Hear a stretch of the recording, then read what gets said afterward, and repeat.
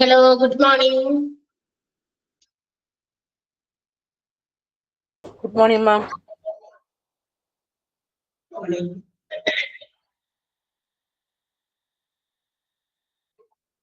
Exam ആയിക്കൊണ്ടാണോ ഇന്ന് ഭയങ്കരമായിട്ട് സ്ട്രെങ്ത് കുറവാണല്ലോ ക്ലാസ്സില് അല്ലേ?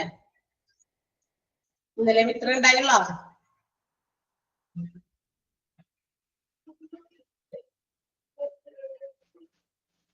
ആകെ 7 പേരാണ് ക്ലാസ്സിലുള്ളൂ. അല്ല, കുറച്ചുകൂടി ഉണ്ടായില്ല. ഏത് ക്ലാസ്സാണ് എക്സാം ഉള്ളത്? 7th batch ഇന്നലെ ഞാൻ കേറിയില്ലായിരുന്നു. അതുകൊണ്ട് അറിയില്ല. ഇന്ന് 8th എക്സാം ആണ്. 8th ബാച്ചിന്റെ എക്സാം ആണ്.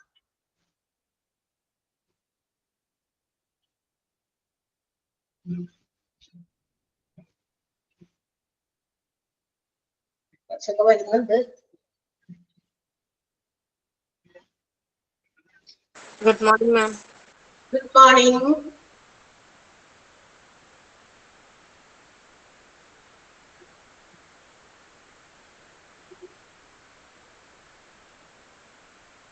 നമുക്ക് തുടങ്ങിയാലോ?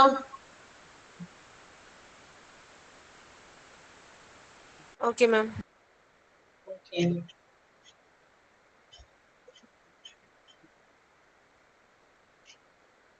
Krishna.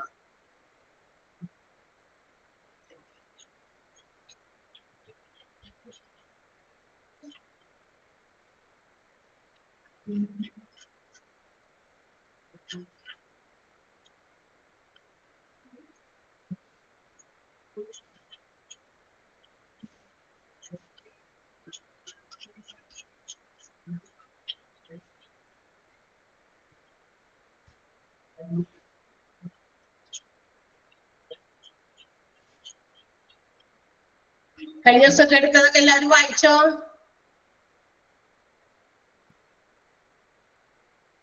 ഇല്ലായിരുന്നു മാം, ഞങ്ങൾക്ക് 7th ബാച്ചിന് എക്സാം ആണ്. 7th ബാച്ചിന്റെ എക്സാമുകാർ പഠിച്ചില്ല, വായിച്ചില്ല അല്ലെ? അത് വായിച്ചൊക്കെ ഞങ്ങൾക്ക് 8th ബാച്ചിനും എക്സാമാ. 8th ബാച്ചിനും ഇന്ന് ഉച്ച കഴിഞ്ഞ എക്സാമാ. ഇന്ന് 8th ബാച്ചുകാരുടെ എക്സാം ആണ്. കുഴപ്പമില്ല, അത് അത്ര ബുദ്ധിമുട്ടുള്ള ടോപ്പിക് അല്ല കേട്ടോ. നിങ്ങളുടെ കാര്യം ഞങ്ങൾ ഇങ്ങനെ പറഞ്ഞു. ചില എക്സാം ക്ലാസ്സുകളിൽ അറ്റൻഡ് ചെയ്യാൻ പറ്റാത്ത ആളുകൾക്കും ജസ്റ്റ് വായിച്ചു നോക്കിയാൽ മനസ്സിലാകുന്ന കാര്യങ്ങളാണ് നമുക്ക് ഈ ഒരു ടോപ്പിക്കില്. അതിന്റെ തുടക്കം മാത്രമേ, ആ ഇൻട്രൊഡക്ഷൻ ഭാഗത്ത് മാത്രമേ കുറച്ച് ഒരു ഇത് തോന്നിയുള്ളൂ. ബാക്കിയുള്ള ഭാഗമൊക്കെ കുറെ ടേംസ് ആൻഡ് കണ്ടീഷൻസ്, അതായത് നമ്മളിപ്പോ ഹോസ്പിറ്റൽ പോലെയുള്ള പല ഓർഗനൈസേഷൻസിലും, മിക്ക ഓർഗനൈസേഷൻസിലും വേണ്ടി വരുന്ന കാര്യമൊക്കെയാണ്.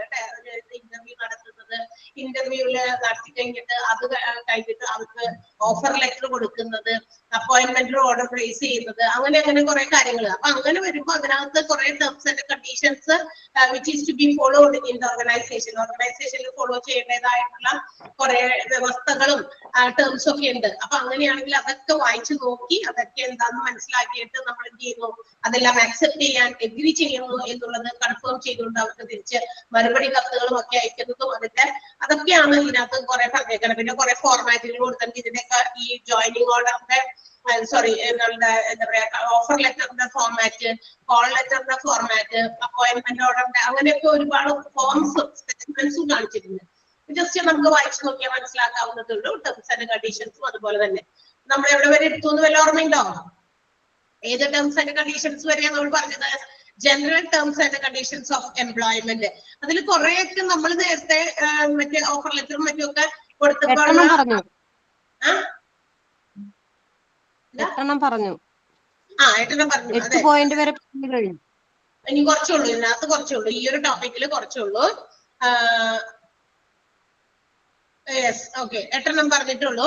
അപ്പൊ നമ്മളുടെ എന്താ പറയാ, ഒരു എംപ്ലോയ്മെന്റ് അതിലേക്ക് ജോയിൻ ചെയ്യുമ്പോൾ നമ്മൾ എന്താ പറയാ, ചില ടേംസ് ആൻഡ് കണ്ടീഷൻസ്, ആ ഓർഗനൈസേഷനുമായി ബന്ധപ്പെട്ടുള്ള ചില കാര്യങ്ങൾ, ആ തൊഴിലുമായിട്ട് ബന്ധപ്പെട്ടുള്ള ചില കാര്യങ്ങൾ ടേംസ് ആൻഡ് കണ്ടീഷൻസ് ആയിട്ട് ഇങ്ങനെ അവരിങ്ങനെ പോയിന്റ് വൈസ് ഇങ്ങനെ നോട്ട് ചെയ്ത് വെച്ചിട്ടുണ്ടായിരിക്കും. അതൊക്കെ നമ്മൾ കറക്റ്റ് ആയി വായിച്ചു നോക്കി അതിനെല്ലാം നമ്മൾ അക്സെപ്റ്റ് ചെയ്യുന്നുണ്ട് എങ്കിൽ അത് അക്സെപ്റ്റ് ചെയ്യുന്നു എന്നുള്ളത് അഗ്രി ചെയ്തുകൊണ്ടുള്ള എന്താ പറയാ ലെറ്ററും അല്ലെങ്കിൽ കൺഫർമേഷനും നമ്മൾ തിരിച്ച് ആ ഓർഗനൈസേഷനിലേക്ക് സെൻഡ് ചെയ്യണം. അപ്പൊ അതിന് വേണ്ടിയിട്ട് അപ്പൊ നമ്മുടെ അറിവിലേക്കാണ്, നമുക്ക് ഇൻഫോർമേഷൻ ആയിട്ട് തരുന്നതാണ് ഇത്തരം കാര്യങ്ങൾ. അപ്പൊ ഇന്ന കാര്യങ്ങളൊക്കെ ഫോളോ ചെയ്യാൻ നിങ്ങൾ തയ്യാറാണോ? അങ്ങനെയാണെങ്കിൽ നിങ്ങൾക്ക് മറ്റേതെങ്കിലും രീതിയിലുള്ള തടസ്സങ്ങളൊന്നും ഇല്ലെങ്കിൽ യു ക്യാൻ ജോയിൻ.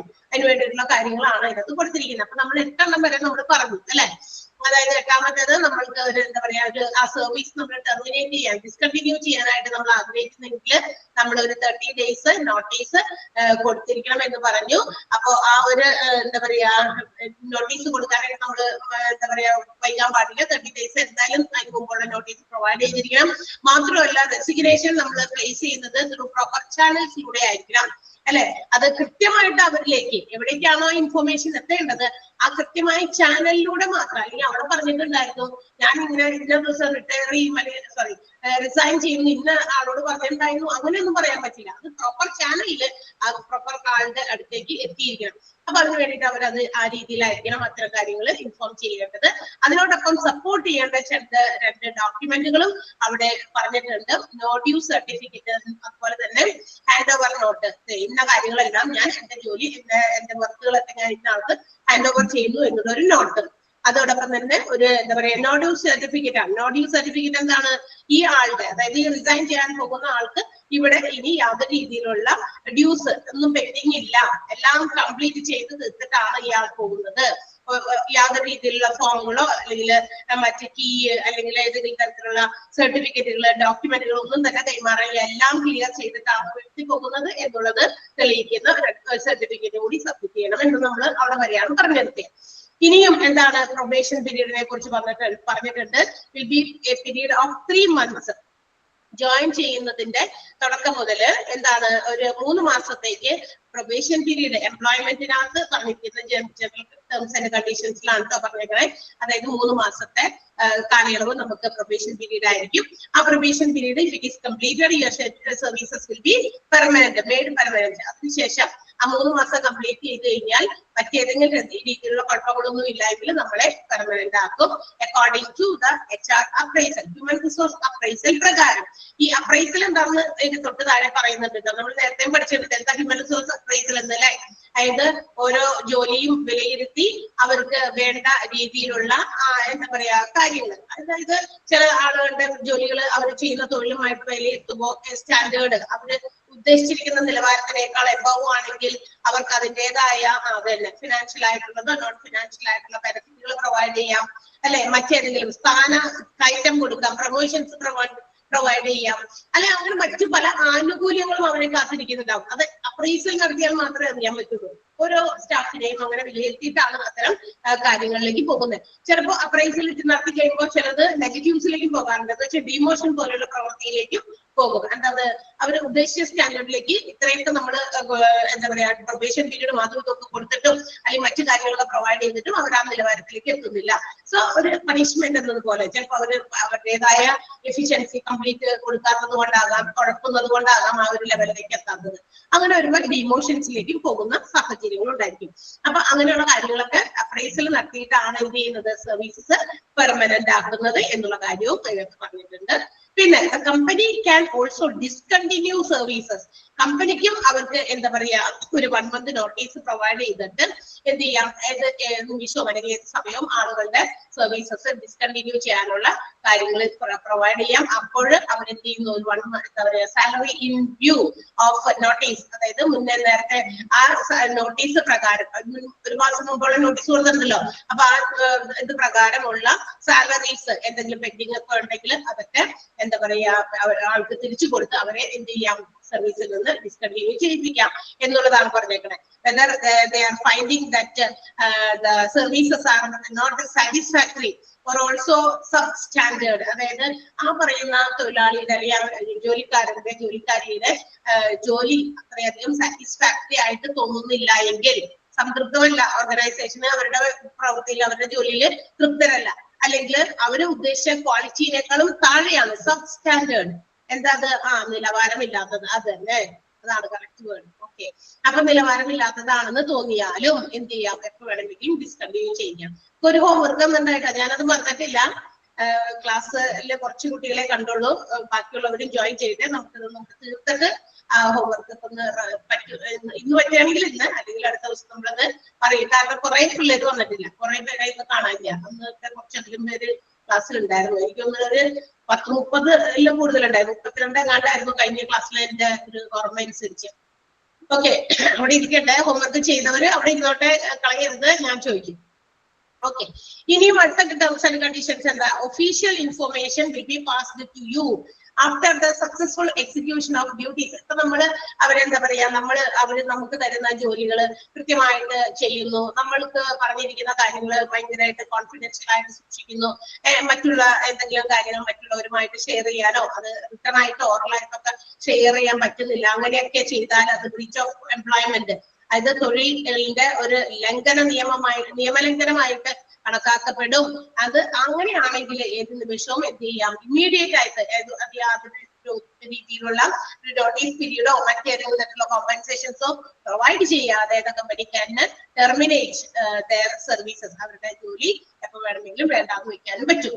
അപ്പൊ എംപ്ലോയ്മെന്റിന് എതിരായിട്ട്, അതായത് അവരുടെ ജോലിയെ ബാധിക്കുന്ന രീതിയിൽ ജോലിക്ക് വേണ്ടിയിട്ട് ചില കാര്യങ്ങൾ നമ്മൾ നേരത്തെ ടേംസ് ആൻഡ് കണ്ടീഷൻസിൽ പറഞ്ഞു, ആ ജോലിക്ക് വേണ്ടിയിട്ട് ആ പ്രവൃത്തി ചെയ്യാൻ വേണ്ടിയിട്ട് ചിലപ്പോൾ ചില ഓർഗനൈസേഷൻ്റെതായ ചില സീക്രട്ട് ആയിട്ടുള്ള ചില കാര്യങ്ങൾ ചിലപ്പോൾ ആ എംപ്ലോയിനോട് ഡിസ്ക്ലോസ് ചെയ്തിട്ടുണ്ടായിരിക്കും. അത് അവരോട് അവരുടെ ജോലി സ്മൂത്ത് ആയിട്ട് നടത്താൻ വേണ്ടി മാത്രം പറഞ്ഞിരിക്കുന്ന കാര്യമാണ്. പക്ഷെ അതിന് അഗെയിൻസ്റ്റ് ആയിട്ട് അത് മറ്റുള്ളവരോട് പറഞ്ഞു നടത്തുക, അല്ലെങ്കിൽ മറ്റുള്ളവർക്ക് മറ്റേതെങ്കിലും മെസ്സേജസ് വഴിയോ മറ്റുള്ളവരിലേക്ക് കമ്മ്യൂണിക്കേറ്റ് ചെയ്ത് കൊടുക്കുക, അങ്ങനെയുള്ള കാര്യങ്ങൾ അത് ഓർഗനൈസേഷന് എഗെയിൻസ്റ്റ് ആണ്. അപ്പൊ അത് നിയമലംഘനമായി കൺസിഡർ ചെയ്തിട്ട് എപ്പോ വേണമെങ്കിലും ഒരു നോട്ടീസ് മുന്നേ ഒന്നും കൊടുക്കേണ്ട ആവശ്യമില്ല. അപ്പൊ 30 ദിവസത്തെ നോട്ടീസ് വേണമല്ലോ ആളുടെ ടെർമിനേറ്റ് ചെയ്യാൻ എന്നൊക്കെ പറയില്ലേ, പക്ഷെ അതൊന്നും ഇവിടെ ഉണ്ടാവില്ല. എപ്പോ വേണമെങ്കിലും ഓർഗനൈസേഷൻ അത്തരം നിയമലംഘനങ്ങൾക്ക് എതിരെ ആക്ഷൻ എടുക്കാവുന്നതാണ് എന്നാണ് പറയുക.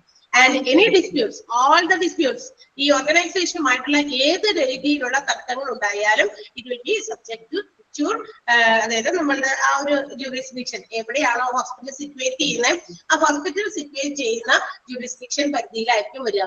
തൃശ്ശൂർ ആണെങ്കിൽ തൃശ്ശൂർ, എറണാകുളം ആണെങ്കിൽ എറണാകുളം, ആ പരിധിയിലായിരിക്കും ഈ പറയുന്ന ഈ ഓർഗനൈസേഷനുമായിട്ട് തൊഴിൽപരമായിട്ടുള്ള ഈ പറയുന്ന എംപ്ലോയ്മെന്റിന് കുറെ ടേംസ് ആൻഡ് കണ്ടീഷൻസ് വന്ന് പറഞ്ഞിട്ടുണ്ട് അല്ലെ. അപ്പൊ ഇതിന് അഗെയിൻസ്റ്റ് ആയിട്ടൊക്കെ എന്തെങ്കിലുമൊക്കെ വന്നു കഴിഞ്ഞാൽ നമ്മളത് സമ്മതിച്ചിട്ട് ഒപ്പിട്ട് കൊടുത്തിട്ടാണ് നമ്മൾ ജോലിയിൽ എൻറ്റർ ചെയ്യുന്നത്. അപ്പൊ അത് സമ്മതിച്ചു എന്നുള്ളതിന്റെ ആ ഇതാണ് നമ്മൾ കൺഫർമേഷൻ ലെറ്റർ അങ്ങോട്ടേക്കും സെൻഡ് ചെയ്യുന്നത് അല്ലെ, റീസെൻഡ് ചെയ്യുന്നത് മെയിൽ വഴിയോ ഒക്കെ സെൻഡ് ചെയ്യുന്നത്. അങ്ങനെ വന്നു കഴിഞ്ഞാൽ പിന്നെ അവർ പറയുന്ന കാര്യങ്ങൾ നമ്മൾ അനുസരിക്കാൻ വിധേയരാണ് അല്ലെ, റെസ്പോൺസിബിൾ ആണ്. അതിന് ഇനി അഗെയിൻസ്റ്റ് ആയിട്ട് എന്തെങ്കിലും പ്രവർത്തിച്ചാൽ അത് ചിലപ്പോൾ എന്ത് ചെയ്യും, തർക്കത്തിൽ പോകും. തർക്കം ഒക്കെ എവിടെ പോകും, ചിലപ്പോൾ കേസാകും. അപ്പൊ അത്തരം കേസുകളൊക്കെ ഉണ്ടെങ്കിൽ ജൂറിസ്ഡിക്ഷൻ എവിടെയാണോ ആ പരിധിയിലായിരിക്കും ഉണ്ടാകുക. ഇവിടെ ഇത് എക്സാമ്പിൾ തരുന്നത് തൃശ്ശൂരാണ്, അപ്പൊ തൃശ്ശൂർ പരിധിയിലുള്ളതാണ് എന്നാണ് പറഞ്ഞിരിക്കുന്നത്. അപ്പൊ ഇതാണ് എംപ്ലോയ്മെന്റ് സംബന്ധിച്ച ചില ടേംസ് ആൻഡ് കണ്ടീഷൻസ്. കുറെയൊക്കെ നമ്മൾ നേരത്തെ പഠിച്ചു തന്നെയുണ്ട്, ഇനിയും വീണ്ടും വരുന്നുണ്ട് ഇതുപോലെ തന്നെ കുറെ. അതായത് ഓഫർ ലെറ്റർ പ്രൊവൈഡ് ചെയ്യുമ്പോഴും അതിനകത്ത് ടേംസ് ആൻഡ് കണ്ടീഷൻസ് ഉണ്ടായിരിക്കും. ഇനി ജോയിനിങ് ഓർഡർ, ജോയിൻ ചെയ്യാനുള്ള ഓർഡർ പ്ലേസ് ചെയ്യുമ്പോഴും അതിനകത്ത് പറയുന്നത് കുറെ ടേംസ്, ഇതൊക്കെ കുറെയൊക്കെ സെയിം തന്നെയാണ് കേട്ടോ. അപ്പൊ നമ്മൾ അങ്ങനെ മനസ്സിലാക്കിയാൽ മതി. കുറെ പ്രാവശ്യം അതുകൊണ്ട് തന്നെ സെയിം കാരണം തന്നെ നമുക്ക് വായിക്കാൻ പറ്റും. ഓക്കെ, ഇനി അടുത്തത് എന്താണ്? ക്ലിയർ ആയല്ലോ? ഇത്രയും പോയിന്റ്, 4 പോയിന്റ് ആണെന്ന് നമ്മൾ പറഞ്ഞത്. ഓക്കെ, എപ്പോ വേണമെങ്കിലും ടെർമിനേറ്റ് ചെയ്യാം, പക്ഷെ 30 ദിവസത്തെ നോട്ടീസ് കൊടുക്കണം എന്ന് പറഞ്ഞു. പിന്നെ ഒരു പ്രൊബേഷൻ പീരീഡിന്റെ കാര്യം പറഞ്ഞു, 3 മാസം എന്നുള്ളതാണെന്ന് പറഞ്ഞു. അതിനുശേഷം മാത്രമാണ് HR അപ്രൈസലിന് സബ്ജക്ട് ആയിട്ട് ബേസ് ചെയ്തിട്ട് എന്ത് ചെയ്യുന്നത്, അപ്പോയിന്റ്മെന്റ് കൊടുക്കുന്നത്, പെർമനന്റ് അപ്പോയിന്റ്മെന്റ് കൊടുക്കുന്നത് എന്ന് പറഞ്ഞു. ഡിസ്കണ്ടിന്യൂ ചെയ്യാം എപ്പോ വേണമെങ്കിലും, പക്ഷെ 1 month നോട്ടീസ് പ്രൊവൈഡ് ചെയ്യണം. പിന്നെ എന്താ പറയാ, നമ്മൾ ചെയ്യുന്ന ജോലികളൊക്കെ കൃത്യമായിട്ട് ചെയ്യുകയാണ്, നമ്മൾ അവർ പറയുന്ന കാര്യങ്ങളൊക്കെ സ്ട്രിക്റ്റ് കോൺഫിഡൻഷ്യൽ ആയിട്ട് സൂക്ഷിക്കുകയാണെങ്കിലൊന്നും കുഴപ്പമില്ല. അതേസമയം ഇതൊക്കെ മറ്റുള്ളവരുമായിട്ട് നമ്മൾ ഓറലിയോ റിട്ടേണോ ഷെയർ ചെയ്ത് കഴിഞ്ഞാൽ it will be against a breach of contract of employment അല്ലെ. എംപ്ലോയ്മെന്റ് തൊഴിൽ നിയമ ലംഘനമായിട്ട് കണക്കാക്കി എപ്പോ വേണമെങ്കിലും ജോലി ചെയ്യുന്നത് പിരിച്ചുവിടാനും സാധ്യതയുണ്ട്. പരിധിയിൽ, അതായത് ഏത് പരിധിയിലാണോ നമ്മുടെ ഏത് ലൊക്കേഷനിലാണോ നമ്മുടെ ഹോസ്പിറ്റൽ സിറ്റുവേറ്റ് ചെയ്തിരിക്കുന്നത് ആ പരിധിയിൽപ്പെട്ട ജൂറിസ്ഡിക്ഷനിലായിരിക്കും എന്ത് ചെയ്യുന്നത്, എല്ലാ തർക്കങ്ങളും പരിഹരിക്കപ്പെടുന്നത്. അല്ലെങ്കിൽ അങ്ങനത്തെ കേസുകളൊക്കെ എടുക്കുന്നത് അവിടെയായിരിക്കും. ക്ലിയർ ആണോ? ഈ 4 പോയിന്റ് മനസ്സിലായോ? ഓക്കെ ആണല്ലോ?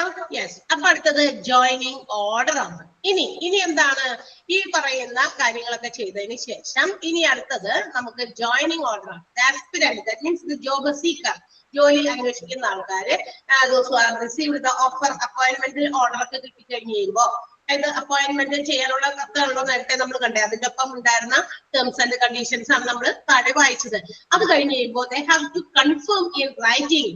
എന്ത് ചെയ്യണം? അവർ എഴുതി കൺഫേം ചെയ്യണം that they have accepted the offer of appointment. നമ്മൾക്ക് ആ ഒരു ഓഫർ ഓഫ് അപ്പോയിന്റ്മെന്റ് കിട്ടി എന്നുള്ളത് നമ്മൾ കൺഫേം ചെയ്യണം. Offer of appointment organisation, hospitals നമുക്ക് അയക്കുമ്പോൾ, ഹോസ്പിറ്റൽസ് മാത്രമല്ല ഏത് ഓർഗനൈസേഷനും ഇങ്ങനെയൊക്കെ തന്നെ. അപ്പൊ അത് അയച്ചു കഴിയുമ്പോൾ നമ്മളത് വായിച്ച് ടേംസ് ആൻഡ് കണ്ടീഷൻസിനൊക്കെ നമ്മൾ മനസ്സിലാക്കി കഴിഞ്ഞാൽ അവർക്ക് നമ്മളൊരു കൺഫർമേഷൻ ലെറ്റർ പ്ലേസ് ചെയ്യണം. അപ്പൊ നമുക്കത് പ്ലേസ് ചെയ്യാനുള്ള അധികാരമുണ്ട് എന്നതുപോലെ തന്നെ we can also have the responsibility or എന്താ പറയാ, നമുക്ക് അങ്ങനെയും കൂടി ഒരു കാര്യം ചെയ്യാം. we can also reject at the same time. ആണെങ്കിൽ നമുക്ക് എന്ത് ചെയ്യാം? റിജക്റ്റും ചെയ്യാം. എന്തുകൊണ്ട് റിജക്ട് ചെയ്യുന്നു? അല്ലെങ്കിൽ ഈ ഓഫർ അപ്പോയിന്റ്മെന്റിന്റെ അകത്ത് ഒരുപാട് ടേംസ് ആൻഡ് കണ്ടീഷൻസ് പറഞ്ഞത്. So all these terms and conditions may not be acceptable to the job seekers. ഇത്തരം ആസ്പിരൻസിന് ഈ പറഞ്ഞ ടേംസ് ആൻഡ് കണ്ടീഷൻസ് എല്ലാം അക്സെപ്റ്റ് ചെയ്യാൻ ചിലപ്പോ അവർക്ക് എന്തുണ്ടാകും? അവർക്ക് ചിലപ്പോ ഒരു മടി ഉണ്ടായിരിക്കും അല്ലെ? ചിലപ്പോ അവർക്കത് ഇന്ന ടേംസ് ആൻഡ് കണ്ടീഷൻസ് എനിക്ക് ഫോളോ ചെയ്യാൻ പറ്റില്ല. കമ്പനിയുടെ പരിധിയിൽ നിൽക്കുമ്പോൾ ആ കമ്പനി പറഞ്ഞിരിക്കുന്ന എല്ലാ കാര്യങ്ങളും ചിലപ്പോൾ എനിക്ക് ആക്സെപ്റ്റ് ചെയ്യാൻ പറ്റില്ല എന്നൊക്കെ ഉണ്ടെങ്കിൽ they can either reject that offer of appointment. Reject ചെയ്യാനും എന്തുണ്ട്? ചാൻസ് ഉണ്ട്. അങ്ങനെയും വരാം. എല്ലാവരും എല്ലാ ജോലിക്കും അപ്പോയിന്റ്മെന്റ് ഓർഡർ കിട്ടുമ്പോ അപ്പൊ തന്നെ പോയി ജോലിക്കൊന്നും ജോയിൻ ചെയ്യുന്നില്ല. ചിലപ്പോ ചില കാര്യങ്ങൾ എന്താ പറയാ പറ്റാത്തത് കൊണ്ട് അവരത് എന്താ പറയാ അത്തരം കാര്യങ്ങൾ ആക്സെപ്റ്റ് ചെയ്യുന്നില്ല, റിജക്ട് ചെയ്യുന്നു എന്നുള്ളതാണ് പറഞ്ഞിരിക്കുന്നത്. ഇനി അങ്ങനെ വരുമ്പോൾ the company can also accept or reject. ഇനി ഇന്ന കാരണങ്ങൾ കൊണ്ടാണ് എനിക്ക് ഇന്ന ജോലിക്ക് എന്തുകൊണ്ട് വരാൻ പറ്റുന്നില്ല എന്നൊക്കെ ഉണ്ടെങ്കിൽ അവരത് അറിയിക്കും. ഇന്ന കാര്യം പറഞ്ഞതുകൊണ്ട് എനിക്ക് അതിൽ ജോയിൻ ചെയ്യാൻ പറ്റില്ല, ഇന്നൊരു ടേംസ് ആൻഡ് കണ്ടീഷൻസ് എനിക്ക് ആക്സെപ്റ്റ് ചെയ്യാൻ പറ്റില്ല, so I am not able to for the appointment. ആ ഒരു അപ്പോയിന്റ്മെന്റിന് എനിക്ക് ഏബിൾ അല്ല എന്നുള്ള കാര്യങ്ങൾ ഇവർ പറയുമ്പോൾ, സജസ്റ്റ് ചെയ്യുമ്പോൾ കമ്പനിക്ക് അധികാരമുണ്ട് എന്ത്? they can either receive or reject that suggestions. അത്തരം സജഷൻസ് വേണമെങ്കിൽ അക്സെപ്റ്റ് ചെയ്യാം അല്ലെങ്കിൽ റിജക്റ്റും ചെയ്യാനും കാര്യങ്ങളുണ്ട്. കമ്പനിക്ക് അധികാരമുണ്ട് അല്ലെങ്കിൽ സ്വാതന്ത്ര്യമുണ്ട് എന്നാണ് പറഞ്ഞിരിക്കുന്നത്. ഇപ്പൊ ഒരു ഉദാഹരണം അവരോട് പറഞ്ഞിട്ടുണ്ട്. ഫോർ എക്സാമ്പിൾ, ഒരു ഹോസ്പിറ്റൽ എൻവയോൺമെന്റിൽ ചിലപ്പോ if the aspirant, that means job seeker is not ready to do night duty എന്ന് വിചാരിക്കാം. ഇപ്പൊ ടേംസ് ആൻഡ് കണ്ടീഷൻസ് എപ്പോ വേണമെങ്കിലും എവിടേക്ക് വേണമെങ്കിലും വിട്ടാൽ, ഇന്ത്യയുടെ ഏത് ഭാഗത്ത് വേണമെങ്കിലും ജോലി ചെയ്യാൻ നീ തയ്യാറാകണം, എപ്പോ വേണമെങ്കിലും ജോലി ചെയ്യാൻ തയ്യാറാകണം എന്നൊക്കെ ടേംസ് ആൻഡ് കണ്ടീഷൻസിൽ പറഞ്ഞിട്ടുണ്ട്. എങ്കിലും ഇപ്പൊ നൈറ്റ് ഷിഫ്റ്റ് ഉള്ള ഒരു ഹോസ്പിറ്റൽ, നൈറ്റ് ഷിഫ്റ്റ് എന്തായാലും ഹോസ്പിറ്റൽ ആവുമ്പോ ഇടയ്ക്കിടയ്ക്കൊക്കെ നൈറ്റ് ഷിഫ്റ്റ് വരും അല്ലേ? ഇല്ലേ? വരൂലേ? നഴ്സസരായാലും അല്ലെങ്കിൽ ഏതൊക്കെ വിഭാഗത്തിലാണെങ്കിലും വരും. അപ്പൊ നൈറ്റ് ഡ്യൂട്ടി ചെയ്യാൻ താല്പര്യമില്ലാത്ത ജോബ് ആസ്പിരന്റ് ആണെന്ന് വിചാരിക്കാം. So they have to disclose that matter to the organization. ഹോസ്പിറ്റലിന് ആ കാര്യം അറിയാം, എനിക്ക് നൈറ്റ് ഡ്യൂട്ടി ചെയ്യാൻ പറ്റില്ല എന്നുള്ളത്. അങ്ങനെ വരുമ്പോ കമ്പനി, അതായത് നമ്മുടെ ഓർഗനൈസേഷന് വേണമെങ്കിൽ ആക്സെപ്റ്റ് ചെയ്യാം അല്ലെങ്കിൽ റിജക്ട് ചെയ്യാം. പറ്റൂല്ലെങ്കിൽ വേണ്ട, നിങ്ങൾക്ക് ആ ജോലി നമുക്ക് ഇവിടെ തരാൻ പറ്റില്ല, കാരണം ഇറ്റ്സ് വെരി മാൻഡേറ്ററി എന്ന് വെച്ചാൽ എന്താ, നെസസറി ആണ്. നമുക്ക് ആ ഒരു നൈറ്റ് ഡ്യൂട്ടി ചെയ്യേണ്ട ആളെ തന്നെയാണ് നമുക്ക് ആവശ്യം. അങ്ങനെയാണെങ്കിൽ നമുക്ക് എന്ത് ചെയ്യണം? അവർക്കത് പറ്റില്ല എന്ന് പറയുമ്പോൾ നമുക്ക് അവരെ എടുക്കാൻ പറ്റില്ല. So reject that aspirant. ആ ഒരു ജോലി അന്വേഷിക്കുന്ന ആളെ നമ്മൾ റിജക്ട് ചെയ്യേണ്ടി വരും. അത് ചെയ്യാൻ റെഡിയുള്ളവരുണ്ടാവുമായിരിക്കുമല്ലോ അപ്പൊ അതിനകത്ത്. അപ്പൊ ആൾക്ക് വേണമെങ്കിൽ നമുക്ക് ആ ഓഫർ വേറെ കൊടുക്കാമല്ലോ അല്ലെ? അങ്ങനെയാണ് ഉദ്ദേശിക്കുന്നത്. മനസ്സിലായോ പറയുന്നത്? ക്ലിയർ ആണോ? അപ്പൊ അത് കമ്പനിക്കും അതിനുള്ള അധികാരമുണ്ട് അല്ലെങ്കിൽ സ്വാതന്ത്ര്യമുണ്ട്. അവർ പറയുന്ന സജഷൻസ് ഒക്കെ നമ്മളും കേൾക്കാൻ നടക്കുന്ന കാര്യമല്ല. അപ്പൊ കമ്പനിക്ക് വേണ്ട, കുഴപ്പമില്ല. അതേസമയം ആ ആൾക്ക് നൈറ്റ് ഷിഫ്റ്റ് വേണ്ട, നൈറ്റ് ഡ്യൂട്ടി ചെയ്യാം, പക്ഷെ ആ നൈറ്റ് ഇല്ല എങ്കിലും ആളെ നമുക്ക് കൊള്ളിക്കാം, കുഴപ്പമില്ല എന്നുള്ളതാണെങ്കിൽ കമ്പനിക്ക് ആക്സെപ്റ്റും ചെയ്യാം. മനസ്സിലായോ പറഞ്ഞതാണ് ആ പറഞ്ഞിരിക്കുന്നത്. Either accept or reject. ഒന്നുകിൽ ആക്സെപ്റ്റ് ചെയ്യാം അല്ലെങ്കിൽ റിജക്റ്റും ചെയ്യാം. അത് നെസസിറ്റി അനുസരിച്ചിട്ടായിരിക്കണം. വേക്കൻസിയുടെ മാത്രം കാര്യം നോക്കിയാൽ പോരാ, വേക്കൻസിയിൽ ഈ ആളെ കൊണ്ട് ഇന്ന കാര്യം കൂടി നമുക്ക് ചെയ്യാനുണ്ട്, ആ ഒരു ഇമ്പോർട്ടൻസ്, ആ ഒരു പ്രാധാന്യം കൂടി മനസ്സിലാക്കിയിട്ടാണ് ആക്സെപ്റ്റ് ചെയ്യണോ റിജക്ട് ചെയ്യണോ എന്ന് കമ്പനി തീരുമാനം എടുക്കേണ്ടത് എന്നാണ് അവർ പറഞ്ഞിരിക്കുന്നത്. ഓക്കെ, അപ്പൊ ആ രീതിയിലായിരിക്കണം. എന്തായാലും ആളെ ആവശ്യമുണ്ട്, ആ ആളുടെ ജോലി അല്ലെങ്കിൽ ആളുടെ സർവീസ് ഇവിടെ ആവശ്യമുണ്ട്. പക്ഷെ ആൾക്ക് നൈറ്റ് ഷിഫ്റ്റ് ചെയ്യാൻ പറ്റില്ല എന്നുള്ള കാരണങ്ങൾ കൊണ്ട് കുഴപ്പമില്ല, അതില്ലെങ്കിലും കുഴപ്പമില്ല. നൈറ്റ് ഷിഫ്റ്റ് ചെയ്തില്ലെങ്കിലും പകൽ അങ്ങോരുടെ സേവനം നമുക്ക് ഇവിടെ ആവശ്യമുണ്ട്, നമുക്ക് ആക്സെപ്റ്റ് ചെയ്യാം എന്ന് കമ്പനിക്ക് ഡിസൈൻ ചെയ്യാം. അതേസമയം തന്നെ അയ്യോ നൈറ്റ് ഷിഫ്റ്റ് എടുക്കാൻ പറ്റാത്ത ആളാണെങ്കിൽ നമുക്ക് പറ്റില്ല, കാരണം അതിവിടെ വളരെയധികം മാൻഡേറ്ററി ആണ്, നെസസറി ആണ്, ഒരു കാരണവശാലും അത് ഒഴിവാക്കാൻ പറ്റാത്തതാണ്. So the company can also reject അത്തരം എന്താ പറയാ കാര്യങ്ങൾ, സജഷൻസ് റിജക്ട് ചെയ്യാനും പറ്റും എന്നാണ്. അപ്പൊ ഇനി അതിനുശേഷം എന്ത് ചെയ്യുന്നു, കൺഫർമേഷൻ ലെറ്റർ നമ്മൾ കൊടുക്കുന്നു, ആക്സെപ്റ്റ് ചെയ്തു, ജോയിനിങ് ലെറ്റർ ഒക്കെ കൊടുത്തതിന് ശേഷം നമ്മൾ എന്ത് ചെയ്യുന്നു, ജോയിനിങ് ചെയ്യുന്നു എന്നുള്ള കാര്യങ്ങൾ എഴുത്ത് വഴിയോ മറ്റേതെങ്കിലും രീതിയിലോ നമ്മൾ ലെറ്റർ ഇഷ്യൂ ചെയ്തോ ഒക്കെ കമ്പനിയിൽ അറിയിക്കും. കുഴപ്പമില്ല, ഞങ്ങൾ ആക്സെപ്റ്റ് ചെയ്തിരിക്കുന്നു, ഞാൻ ഇന്ന ദിവസം ജോയിൻ ചെയ്തോളാം എന്നുള്ളതൊക്കെ പറയും. അതിനുശേഷം ആയിരിക്കും എന്ത് ചെയ്യുക, ജോബ് ഓർഡർ പ്ലേസ് ചെയ്യുന്നത്. അപ്പൊ ഹോസ്പിറ്റലിന്റെ അഡ്മിനിസ്ട്രേറ്ററോ അല്ലെങ്കിൽ ഹ്യൂമൻ റിസോഴ്സ് മാനേജറോ ത്രൂ പ്രോപ്പർ ചാനൽ വഴി ഹോസ്പിറ്റൽസിന്റെ അഡ്വൈസ് പ്രകാരം എന്ത് ചെയ്യുന്നു, joining order should be addressed. എന്ത് ചെയ്യണം, അഡ്രസ് പറഞ്ഞിരിക്കുന്ന ആളുകൾക്ക്, ജോബ് ആസ്പിറൻസിന് അയച്ചു കൊടുക്കണം, ജോയിനിങ് ഓർഡർ അയച്ചു കൊടുക്കണം. അപ്പൊ ഹോസ്പിറ്റൽസിന്റെ നമ്മുടെ HR അല്ലെങ്കിൽ hospital administrator have to issue the letter of joining letter issue ചെയ്യണം. ഓക്കെ, ആ ജോയിനിങ് ലെറ്ററിനകത്ത് ഡേറ്റ്, ടൈം ഓഫ് ജോയിനിങ് എല്ലാം, അല്ലെങ്കിൽ ഏത് ഡെസിഗ്നേഷനിലാണ്, ഏത് ഡിപ്പാർട്ട്മെന്റിലാണ് എന്നുള്ളതൊക്കെ കൃത്യമായിട്ട് നെസസറി ആയിട്ട് മാൻഡേറ്ററി ആയിട്ട് എഴുതിയിരിക്കണം. Date of joining, time of joining and the designation of joining, ഏത് ഭാഗത്താണ്, ഏത് വിഭാഗത്തിൽ ജോയിൻ ചെയ്യണം എന്നുള്ള കാര്യമൊക്കെ കൃത്യമായിട്ട് എഴുതി വെക്കണം. എന്നിട്ട് അതിന്റെ എന്താ പറയാ പറഞ്ഞിരിക്കുന്ന ടേംസ് ആൻഡ് കണ്ടീഷൻസ് ആക്സെപ്റ്റ് ചെയ്തിരിക്കുന്നു, നിലവിലുള്ള ഓർഡർ അനുസരിച്ച് ജോയിനിങ് ഓർഡറിൽ പറഞ്ഞിരിക്കുന്ന ടേംസ് ആൻഡ് കണ്ടീഷൻസ് ഒക്കെ ആക്സെപ്റ്റ് ചെയ്യുന്നു എന്നുള്ളതും നമ്മൾ ആളെ കൊണ്ട് കൺഫേം ചെയ്യിക്കണം. അതിന് വേണ്ടിയിട്ട് ഹാൻഡ് റിട്ടൺ കോപ്പി തന്നെ, അതായത് അതിന്റെ ആ ഒരു ആധികാരികത ഉറപ്പുവരുത്താൻ വേണ്ടിയിട്ട് ഫോട്ടോ കോപ്പിയോ പറ്റുമൊന്നുമല്ല, അതിന്റെ ഹാൻഡ് റിട്ടൺ കോപ്പി തന്നെ അവരോട് സെൻഡ് ചെയ്യണം. അതിന് വേണ്ടിയിട്ടുള്ള ഒഫീഷ്യൽ ഫോർമാറ്റ് ഒക്കെ ഉണ്ട്. ആ ഒഫീഷ്യൽ ഫോർമാറ്റ് അവര് ഇട്ട് കൊടുത്തിട്ടുണ്ടാവും. അത് കൈപ്പടയിൽ എഴുതി, എന്ന് വെച്ചാൽ കൈകൊണ്ട് തന്നെ എഴുതി ആ കൺഫർമേഷൻ ഉറപ്പിക്കാൻ വേണ്ടിയിട്ട് എന്ത് ചെയ്യണം, ആധികാരികത ഒട്ടും തന്നെ കൈവിടിയാതെ എന്ത് ചെയ്യണം, അത് കൈകൊണ്ട് എഴുതിയാണ് എന്ത് ചെയ്യുന്നത്, നമ്മുടെ ടേംസ് ആൻഡ് കണ്ടീഷൻസ് ആക്സെപ്റ്റ് ചെയ്തിരിക്കുന്നു, I am going to join എന്നുള്ള കാര്യം എന്ത് ചെയ്യണം, ആ ജോബ് ആസ്പിറന്റ് അറിയിച്ചിരിക്കണം എന്നാണ്. അപ്പൊ ആ ജോയിനിങ് ഓർഡർ പ്ലേസ് ചെയ്യുന്ന സമയത്ത് അതിന് വേണ്ടിയിട്ടുള്ള ഒരു എന്താ പറയാ ഒരു ഫോർമാറ്റ് അവർ അവിടെ സ്പെസിമെൻ പോലെ കൊടുത്തിട്ടുണ്ട്. അപ്പൊ ഇത് അങ്ങോട്ട് കൈകൊണ്ട് എഴുതിയാൽ മതി, മനസ്സിലായോ? അപ്പൊ ആ രീതിയിൽ എന്ത് ചെയ്യാൻ എഴുതി തയ്യാറാക്കി കൊടുക്കണം എന്നാണ് പറഞ്ഞിരിക്കുന്നത്. അപ്പൊ ജോയിനിങ്ങിന്റെ ഓർഡർ എങ്ങനെയാണ് പ്ലേസ് ചെയ്യുന്നത് എന്നുള്ളത് ഇവിടെ ഒരു സ്പെസിമെൻ വീണ്ടും നമുക്ക് വേണ്ടിയിട്ട് കൊടുത്തിട്ടുണ്ട്. എല്ലാത്തിന്റെയും സ്പെസിമെൻ കൊടുത്തിട്ടുണ്ട്. ജസ്റ്റ് നമ്മളൊന്ന് അറിഞ്ഞിരിക്കുന്നതും ഒക്കെ നല്ലതാണ്, നമുക്കും ആവശ്യത്തിന് ഉപയോഗിക്കാം അല്ലെ. നമ്മൾ ഒരു ഇന്റർവ്യൂസ് ഒക്കെ പങ്കെടുത്ത് കഴിഞ്ഞാൽ നമുക്ക് അപ്പോയിന്റ്മെന്റ് ഓർഡർ ഒക്കെ കിട്ടിക്കഴിയുമ്പോൾ നമുക്കും അങ്ങനെ കൺഫർമേഷന് വേണ്ടിയിട്ടുള്ള ലെറ്റർ കൊടുക്കാനോ കോൾ ലെറ്റർ സ്വീകരിക്കുമ്പോൾ ഇത് കോൾ ലെറ്റർ ആണെന്ന് മനസ്സിലാക്കാനും ഒക്കെ വളരെയധികം ഹെൽപ്ഫുൾ ആകുന്ന രീതിയിലാണ് ഈ ഒരു ചാപ്റ്റർ ഇതൊക്കെ വളരെ വിശദീകരിച്ചു കൊടുത്തത് അല്ലെ. ഒരുപാട് ഉപയോഗപ്രദമായ ഒരു ചാപ്റ്റർ ആണെന്ന് തോന്നുന്നുണ്ടോ? യെസ്, ഉപയോഗപ്രദമായ ഒരു ചാപ്റ്റർ ആണ്. കാരണം നമുക്ക് ഇത്തരം ചിലപ്പോൾ ഇതൊക്കെ പുതിയ അറിവുകളായിരിക്കാം. ഇപ്പൊ ഇത്രയും ലെറ്റേഴ്സുകളും അല്ലെങ്കിൽ ഡോക്യുമെന്റുകളൊക്കെ അങ്ങോട്ടും ഇങ്ങോട്ടും ഒരു ജോലിക്ക് നമ്മൾ എന്താ പറയാ അവിടെ പ്രവേശിപ്പിക്കുന്നതിന് മുമ്പ് തന്നെ എന്തൊക്കെ കാര്യങ്ങൾ അവിടെ ചെയ്തുകൊണ്ടിരിക്കുന്നത് അല്ലെ. ഇന്റർവ്യൂവിൽ പങ്കെടുക്കണം, ഇന്റർവ്യൂ കൺഫേം ആക്കണം, ഇന്റർവ്യൂവിന് വേണ്ടിയിട്ടുള്ള ലെറ്റർ നമുക്ക് കിട്ടുന്നു അല്ലെ, അതിൽ നമ്മൾ അത് കിട്ടി എന്നുള്ളത് ആക്സെപ്റ്റ് ചെയ്തു എന്നുള്ളതിന്റെ അക്നോളജ്മെന്റ് തിരിച്ചവർക്ക് അയക്കണം. അങ്ങനെ ഒരുപാട് കാര്യങ്ങൾ അതിന്റെ പിന്നിലുണ്ട്. നമ്മളൊരു ഇന്റർവ്യൂ എന്ന് പറയുമ്പോൾ പോയിട്ട് വേഗം പങ്കെടുക്കാൻ ടെൻഷൻ അടിച്ചു പോയിരുന്നു, അതല്ല, അതിന്റെ ബാക്ക്ഗ്രൗണ്ടിൽ ഒരുപാട് കാര്യങ്ങൾ വേറെയും ഉണ്ട് എന്നുള്ള കാര്യം കേട്ടാ.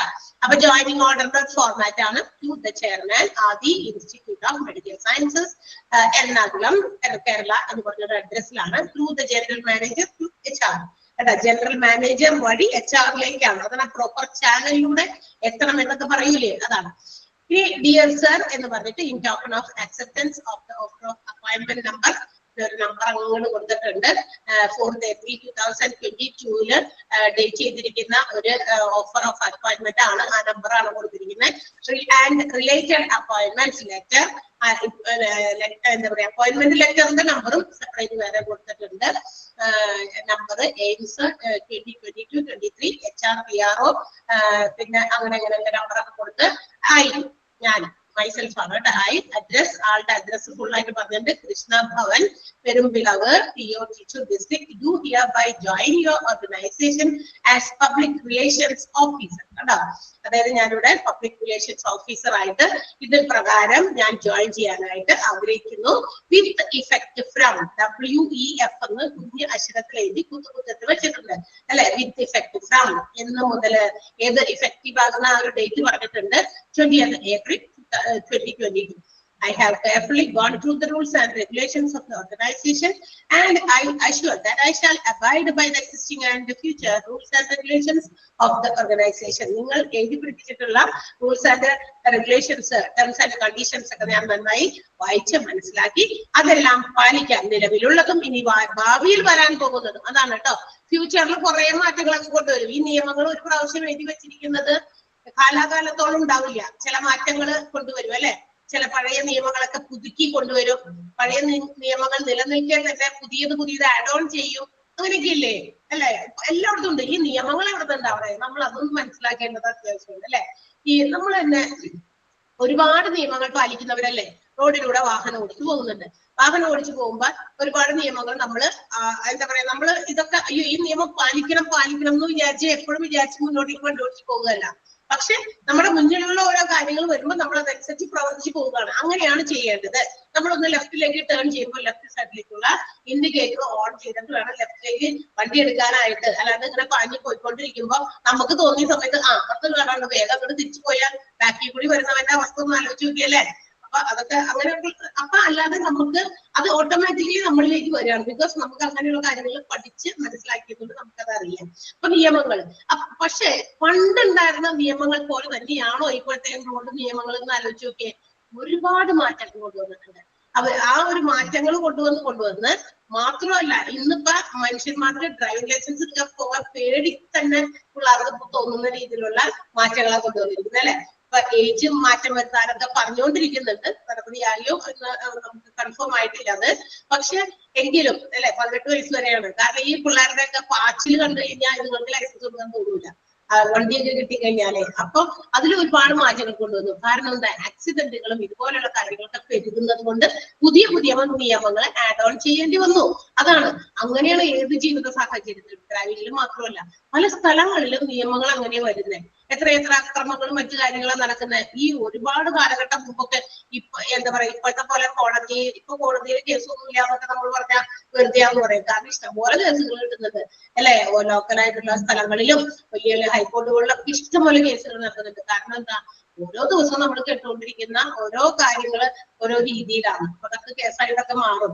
പണ്ട് ഒരു കാലത്തൊക്കെ ഇവർക്ക് വലിയ ജോലിയൊന്നും ഇല്ലാതെ എത്തുന്നു. പക്ഷെ ഇപ്പൊ നല്ല കേസുകളൊക്കെ ഉണ്ട്. അതനുസരിച്ചുള്ള പ്രവർത്തികൾ കൂടുന്നത് കൊണ്ടാണ്. അപ്പൊ അങ്ങനെ ഓരോ കേസുകൾ വാദിച്ചു പുതിയ നിയമങ്ങളായിട്ട് ഇങ്ങനെ വരും അല്ലെ.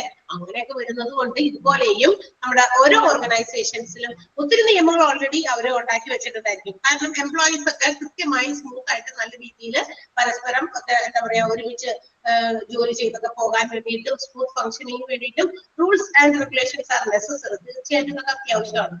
എന്നാൽ ഇതില് പഴയതിൽ നിന്നും ചിലപ്പോ പഴയതിനെ മാറ്റി പുതിയത് അവിടെ വേണമെങ്കിൽ സ്ഥാപിക്കാം. അതല്ലാതെ കൂടുതൽ പുതിയ നിയമങ്ങളും കൊണ്ടുവരാം. അതാണ് പറഞ്ഞത്. I assure that I shall abide by the existing and future rules and regulations എന്ന് പറഞ്ഞ കാരണത്തിലേക്കാണ് ഞാൻ ഇത്രയും നീട്ടി വിളിച്ചത് കേട്ടോ.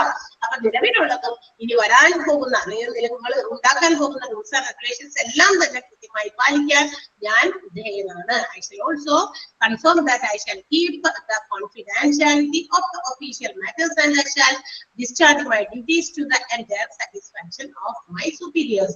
തീർച്ചയായിട്ടും ഞാൻ എന്താ പറയാ ഈ ഫേമിന്റെ, അതായത് നമ്മൾ എവിടെയാണ് ജോലി ചെയ്യുന്നത് അവിടുത്തെ ഓർഗനൈസേഷന്റെ ഒഫീഷ്യൽ മാറ്ററുകളെല്ലാം കോൺഫിഡൻഷ്യൽ ആയിട്ട് അല്ലെ. നമ്മുടെ ഓഫീസ് പരമായിട്ടുള്ള കാര്യങ്ങൾ, നമ്മുടെ ഓർഗനൈസേഷൻ സംബന്ധമായ കാര്യങ്ങൾ അതിന്റെ ഉള്ളിൽ തന്നെയാണ് നിൽക്കേണ്ടത്. അത് പുറത്തേക്ക് പോകാൻ പാടില്ല. അത് പുറത്തേക്ക് പോയാൽ നമ്മൾ തന്നെ നമ്മുടെ ഓർഗനൈസേഷന് നെഗറ്റീവ് ഇമ്പാക്ട് ഉണ്ടാക്കുന്ന രീതിയിൽ പറഞ്ഞു വരുത്തുന്നു. അതിന് ഈക്വൽ ആയിരിക്കും അല്ലെ. അപ്പൊ അത് ശരിയല്ലല്ലോ കാര്യം ചെയ്യുന്നത്. അപ്പൊ അങ്ങനെ ചെയ്യില്ല എന്നും മാത്രമല്ല എന്റെ പൂർണ്ണമായ എന്റെ ജോലിയും മറ്റു ഡ്യൂട്ടീസും ഞാൻ പൂർണ്ണമായിട്ടും പാലിക്കും ചെയ്യും എന്നും മാത്രമല്ല എന്റെ സുപ്പീരിയേഴ്സിന്റെ സംതൃപ്തി ഉതകുന്ന രീതിയിൽ ഞാൻ എന്റെ ജോലികൾ തീർക്കുമെന്നും ഒക്കെയാണ് ഞാൻ ഇതിനാൽ സമ്മതിക്കുന്നത് എന്ന് പറഞ്ഞിട്ടുള്ള ഒരു ജോയിനിങ് ഓർഡർ ആണ്. താങ്കിങ് യു യുവേഴ്സ് ഫെയ്ത്ത്ഫുള്ളി എന്ന് പറഞ്ഞിട്ട് ലെറ്റർ കൺക്ലൂഡ് ചെയ്തിട്ടുണ്ട്. ക്ലിയർ ആയോ? ജോയിനിങ് ഓർഡറിന്റെ ഒരു ഫോർമാറ്റ് ആണ് കൂട്ടുകാര്. അപ്പൊ ഇത് എന്ത് ചെയ്യണം എന്നാ പറഞ്ഞേ? ഇത് ഫോട്ടോകോപ്പി എടുത്തിട്ട് സൈൻ മാത്രം ചെയ്തിട്ട് കാര്യമാണ്. ഇതിന്റെ ഓതന്റിസിറ്റി, ആധികാരികത ഉറപ്പുവരുത്താൻ വേണ്ടിയിട്ട് it should be written, hand written copy തന്നെ എഴുതി കൊടുക്കണം എന്നുള്ളത് അവിടെ പറഞ്ഞിട്ടുണ്ട്. ഓക്കെ, അതാണ് ആ ലാസ്റ്റ് സെന്റൻസിൽ തൊട്ട് മുകളിലെ പാരഗ്രാഫിൽ നമ്മൾ പറഞ്ഞു നിർത്തിയത്. അത് ഒഫീഷ്യലായിട്ട് എല്ലാവരും തെറ്റിച്ച് തോന്നിയ പോലെ എഴുതാതിരിക്കാൻ വേണ്ടി അതിന്റെ ഒരു സ്പെസിഫിൻ അവിടെ ഇട്ടിട്ടുണ്ടായിരുന്നു. അപ്പൊ ഇത് നോക്കി നമുക്ക് കയ്യിൽ പകർത്തി എഴുതി ഒപ്പിട്ട് കൊടുത്താൽ മതി എന്നാണ്. ക്ലിയർ? ജോയിനിങ് ഓർഡർ തന്നെ മനസ്സിലായോ? ഓക്കെ അല്ലേ? വീണ്ടും അടുത്തത് ജോയിനിങ് ഫോർമാലിറ്റീസ് ആണ്. ഇനി ജോയിനിങ്ങിന്റെ ചില ഫോർമാലിറ്റീസ്. അപ്പൊ ഈ പറയുന്ന പോലെ ഇല്ലേ, ജോയിൻ ചെയ്യുന്നതിന് മുമ്പ് എന്തെങ്കിലും കാര്യങ്ങൾ ഇനി ചെയ്യാറുണ്ടോ? ഉണ്ടല്ലോ. പ്രീ ജോയിനിങ് അല്ലെങ്കിൽ പ്രീ എംപ്ലോയ്മെന്റ് വെരിഫിക്കേഷൻസ്. അതായത് ജോയിൻ ചെയ്യുന്നതിന് മുമ്പ് ഈ പറയുന്ന ജോലിക്കാരൊക്കെ വന്ന് ജോലിക്ക് കയറുന്നതിന് മുമ്പ് അവിടുത്തെ ചില കാര്യങ്ങളൊക്കെ എന്ത് ചെയ്യണം? മുൻകൂട്ടി വെരിഫൈ ചെയ്യാനുണ്ട്. അപ്പൊ ജോയിനിങ് ഓർഡർ ഇവര് പ്ലേസ് ചെയ്ത് കഴിയുമ്പോൾ ജോബ് ആസ്പിറൻസി മുകളിൽ പറഞ്ഞ ജോയിനിങ് ഓർഡർ അവർ പ്ലേസ് ചെയ്യും. നമ്മുടെ എന്താ പറയാ, പ്ലേസ് ചെയ്യാനായിട്ട് കൺഫർമേഷൻ ഒക്കെ കൊടുത്ത ആൾക്കാർ അവർ വേഗം തന്നെ ഞാൻ ഇന്ന ദിവസം ഒന്ന് ജോയിൻ ചെയ്യുന്നു എന്ന് പറഞ്ഞിട്ടുള്ള ജോയിനിങ് ലെറ്റർ ഒക്കെ പ്ലേസ് ചെയ്ത് കഴിഞ്ഞാൽ അത് കിട്ടിക്കഴിഞ്ഞാൽ എന്ത് ചെയ്യണമെന്ന് അറിയാമോ? ജോബ് ആസ്പിറൻസിന്റെ ഇത് കിട്ടിക്കഴിഞ്ഞാൽ അവരുടെ അപ്പോയിന്റ്മെന്റ് ഓർഡർ കൊടുക്കലാണ്. പക്ഷേ ആ അപ്പോയിന്റ്മെന്റ് ഓർഡർ കൊടുക്കുന്നതിന് മുമ്പ് ഇടയ്ക്ക് ഒരു ഗ്യാപ്പ് കൊടുക്കും. ചിലപ്പോൾ ഒരാഴ്ച ആയിരിക്കാം, അല്ലെങ്കിൽ 1 month ആയിരിക്കാം. അതിന് വേണ്ടിയിട്ട് ആ ഒരു ആഴ്ചയോ അല്ലെങ്കിൽ ഒരു മാസമോ അല്ലെങ്കിൽ 2 ആഴ്ചയോ ഒക്കെ കൊടുക്കുന്നതിന് വേണ്ടിയിട്ടാണെന്ന് അറിയാമോ? ജോയിനിങ് ഫോർമാലിറ്റീസ് അപ്ഡേറ്റ് ചെയ്യാൻ അല്ലെങ്കിൽ കംപ്ലീറ്റ് ചെയ്യാൻ വേണ്ടിയിട്ട്. ജോയിനിങ് ഫോർമാലിറ്റീസ് ഉണ്ട്, കുറച്ച് കാര്യങ്ങൾ ജോയിൻ ചെയ്യുന്നതിന് മുമ്പ് ചെയ്തു തീർക്കേണ്ട ചില ജോലികൾ ഈ ഓർഗനൈസേഷനിലുണ്ട്. അത് ചെയ്തു തീർക്കാൻ വേണ്ടിയിട്ടുള്ള ഒരു ഗ്യാപ്പാണ്. മേ ബി 1 week ആകാം, 2 weeks ആകാം, മേ ബി 1 month ആകാം.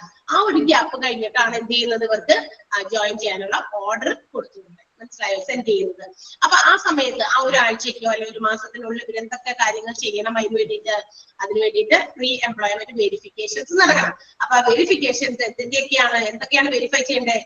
സർട്ടിഫിക്കറ്റുകൾ, അതായത് അവര് കൊടുത്തിരിക്കുന്ന എന്താ പറയാ പഠിച്ച ക്വാളിഫിക്കേഷൻസിന്റെ സർട്ടിഫിക്കറ്റുകളാകാം. പിന്നെ അതുമായി ബന്ധപ്പെടുന്ന ചില സാക്ഷിപത്രങ്ങളായിരിക്കാം, ടെസ്റ്റിമോണിയൽസ്, അതിന്റെ വെരിഫിക്കേഷൻ ആകാം. അല്ലെങ്കിൽ അവര് മുന്നേ ചെയ്ത ജോലി എവിടെയും ചെയ്തിട്ടുണ്ടെങ്കിൽ അതിൽ ലാസ്റ്റ് സാലറി അവർക്ക് കിട്ടിയിരിക്കുന്ന മുൻ സ്ഥലത്ത് അവർക്ക് കിട്ടിയ സാലറി ഒരു കൂടുതൽ കൊടുക്കണ്ടേ അല്ലെ? അവിടെ നിന്ന് വിട്ടിട്ട് അത് പോരായിട്ട് ഇവിടെ വന്നേക്കുമ്പോഴായിരിക്കുമല്ലോ. അപ്പൊ അതിന് വേണ്ടിയിട്ട് സാലറിയുടെ കാര്യങ്ങളെ കുറിച്ചുള്ള വെരിഫിക്കേഷൻസ്, പ്രീ എംപ്ലോയ്മെന്റ് നേരത്തെ എവിടെയെങ്കിലും ജോലി ചെയ്തിട്ടുണ്ടെങ്കിൽ അത്തരം വെരിഫിക്കേഷൻസ്, മെഡിക്കൽ ചെക്കപ്പുമായിട്ട് ബന്ധപ്പെടുത്തിയിട്ടുള്ള സർട്ടിഫിക്കറ്റ്സുകൾ ഉണ്ടെങ്കിൽ അത്, അങ്ങനെ പിന്നെ പേഴ്സണൽ ആയിട്ട് പിന്നെ വ്യക്തിപരമായിട്ട് അറിയാൻ വേണ്ടിയിട്ടുള്ള വെരിഫിക്കേഷൻസ്. All these things to be done ഈ ഒരാഴ്ച കൊണ്ട് അല്ലെങ്കിൽ ഈ ഒരു മാസം. അത് അതിന്റെ ബേസിസിലാണ് എന്തൊക്കെ കാര്യങ്ങൾ ചെക്ക് ചെയ്യാനുണ്ട്.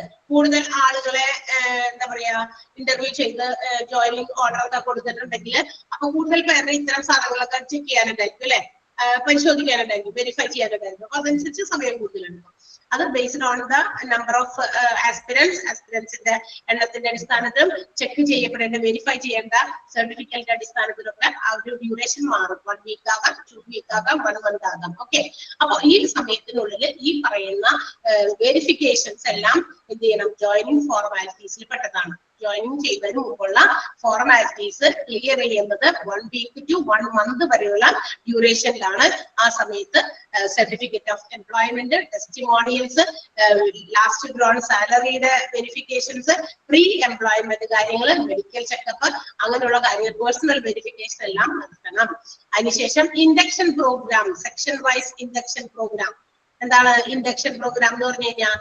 അതായത് ഓരോ എംപ്ലോയി പുതിയ സ്റ്റാഫിനെയൊക്കെ അപ്പോയിന്റ്മെന്റ് ചെയ്യുന്ന സമയത്ത് അവരൊക്കെ എവിടെ ഡെസിഗ്നേറ്റ് ചെയ്യണം, ഇന്ന സ്ഥലത്ത് എവിടേക്കാണ് അവർക്ക് ജോലി കൊടുക്കേണ്ടത്, അതിനെ കുറിച്ചുള്ള കാര്യങ്ങളൊക്കെ പറഞ്ഞു കൊടുക്കണ്ടേ? അപ്പൊ അതാണ് ആ ഒരു പ്രോസസ്സിങ്. ഓരോ ജോലിക്കാർക്കും ചെയ്യേണ്ട കാര്യങ്ങളെ കുറിച്ചുള്ള കാര്യങ്ങളൊക്കെ നേരത്തെ കൂട്ടി മനസ്സിലാക്കി വെക്കണം. എന്നാലും അവർ വരുമ്പോൾ തന്നെ അവർക്ക് ആ ചുമതലയൊക്കെ അവിടെ ഏൽപ്പിക്കാൻ പറ്റുള്ളൂ. ഇൻഡക്ഷൻ പ്രോഗ്രാംസ് ഒക്കെ നേരത്തെ കൂട്ടി ക്ലിയർ ചെയ്ത് പ്ലാൻ ചെയ്ത് വെക്കണം.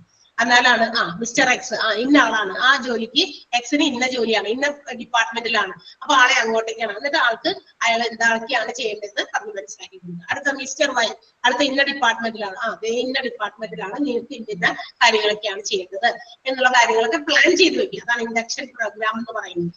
ക്ലിയർ ആയോ? മനസ്സിലായോ? നോക്കിയ ഒരു പാരഗ്രാഫ് ഒന്ന് വായിച്ചു നോക്കിയേ. Joining formalities.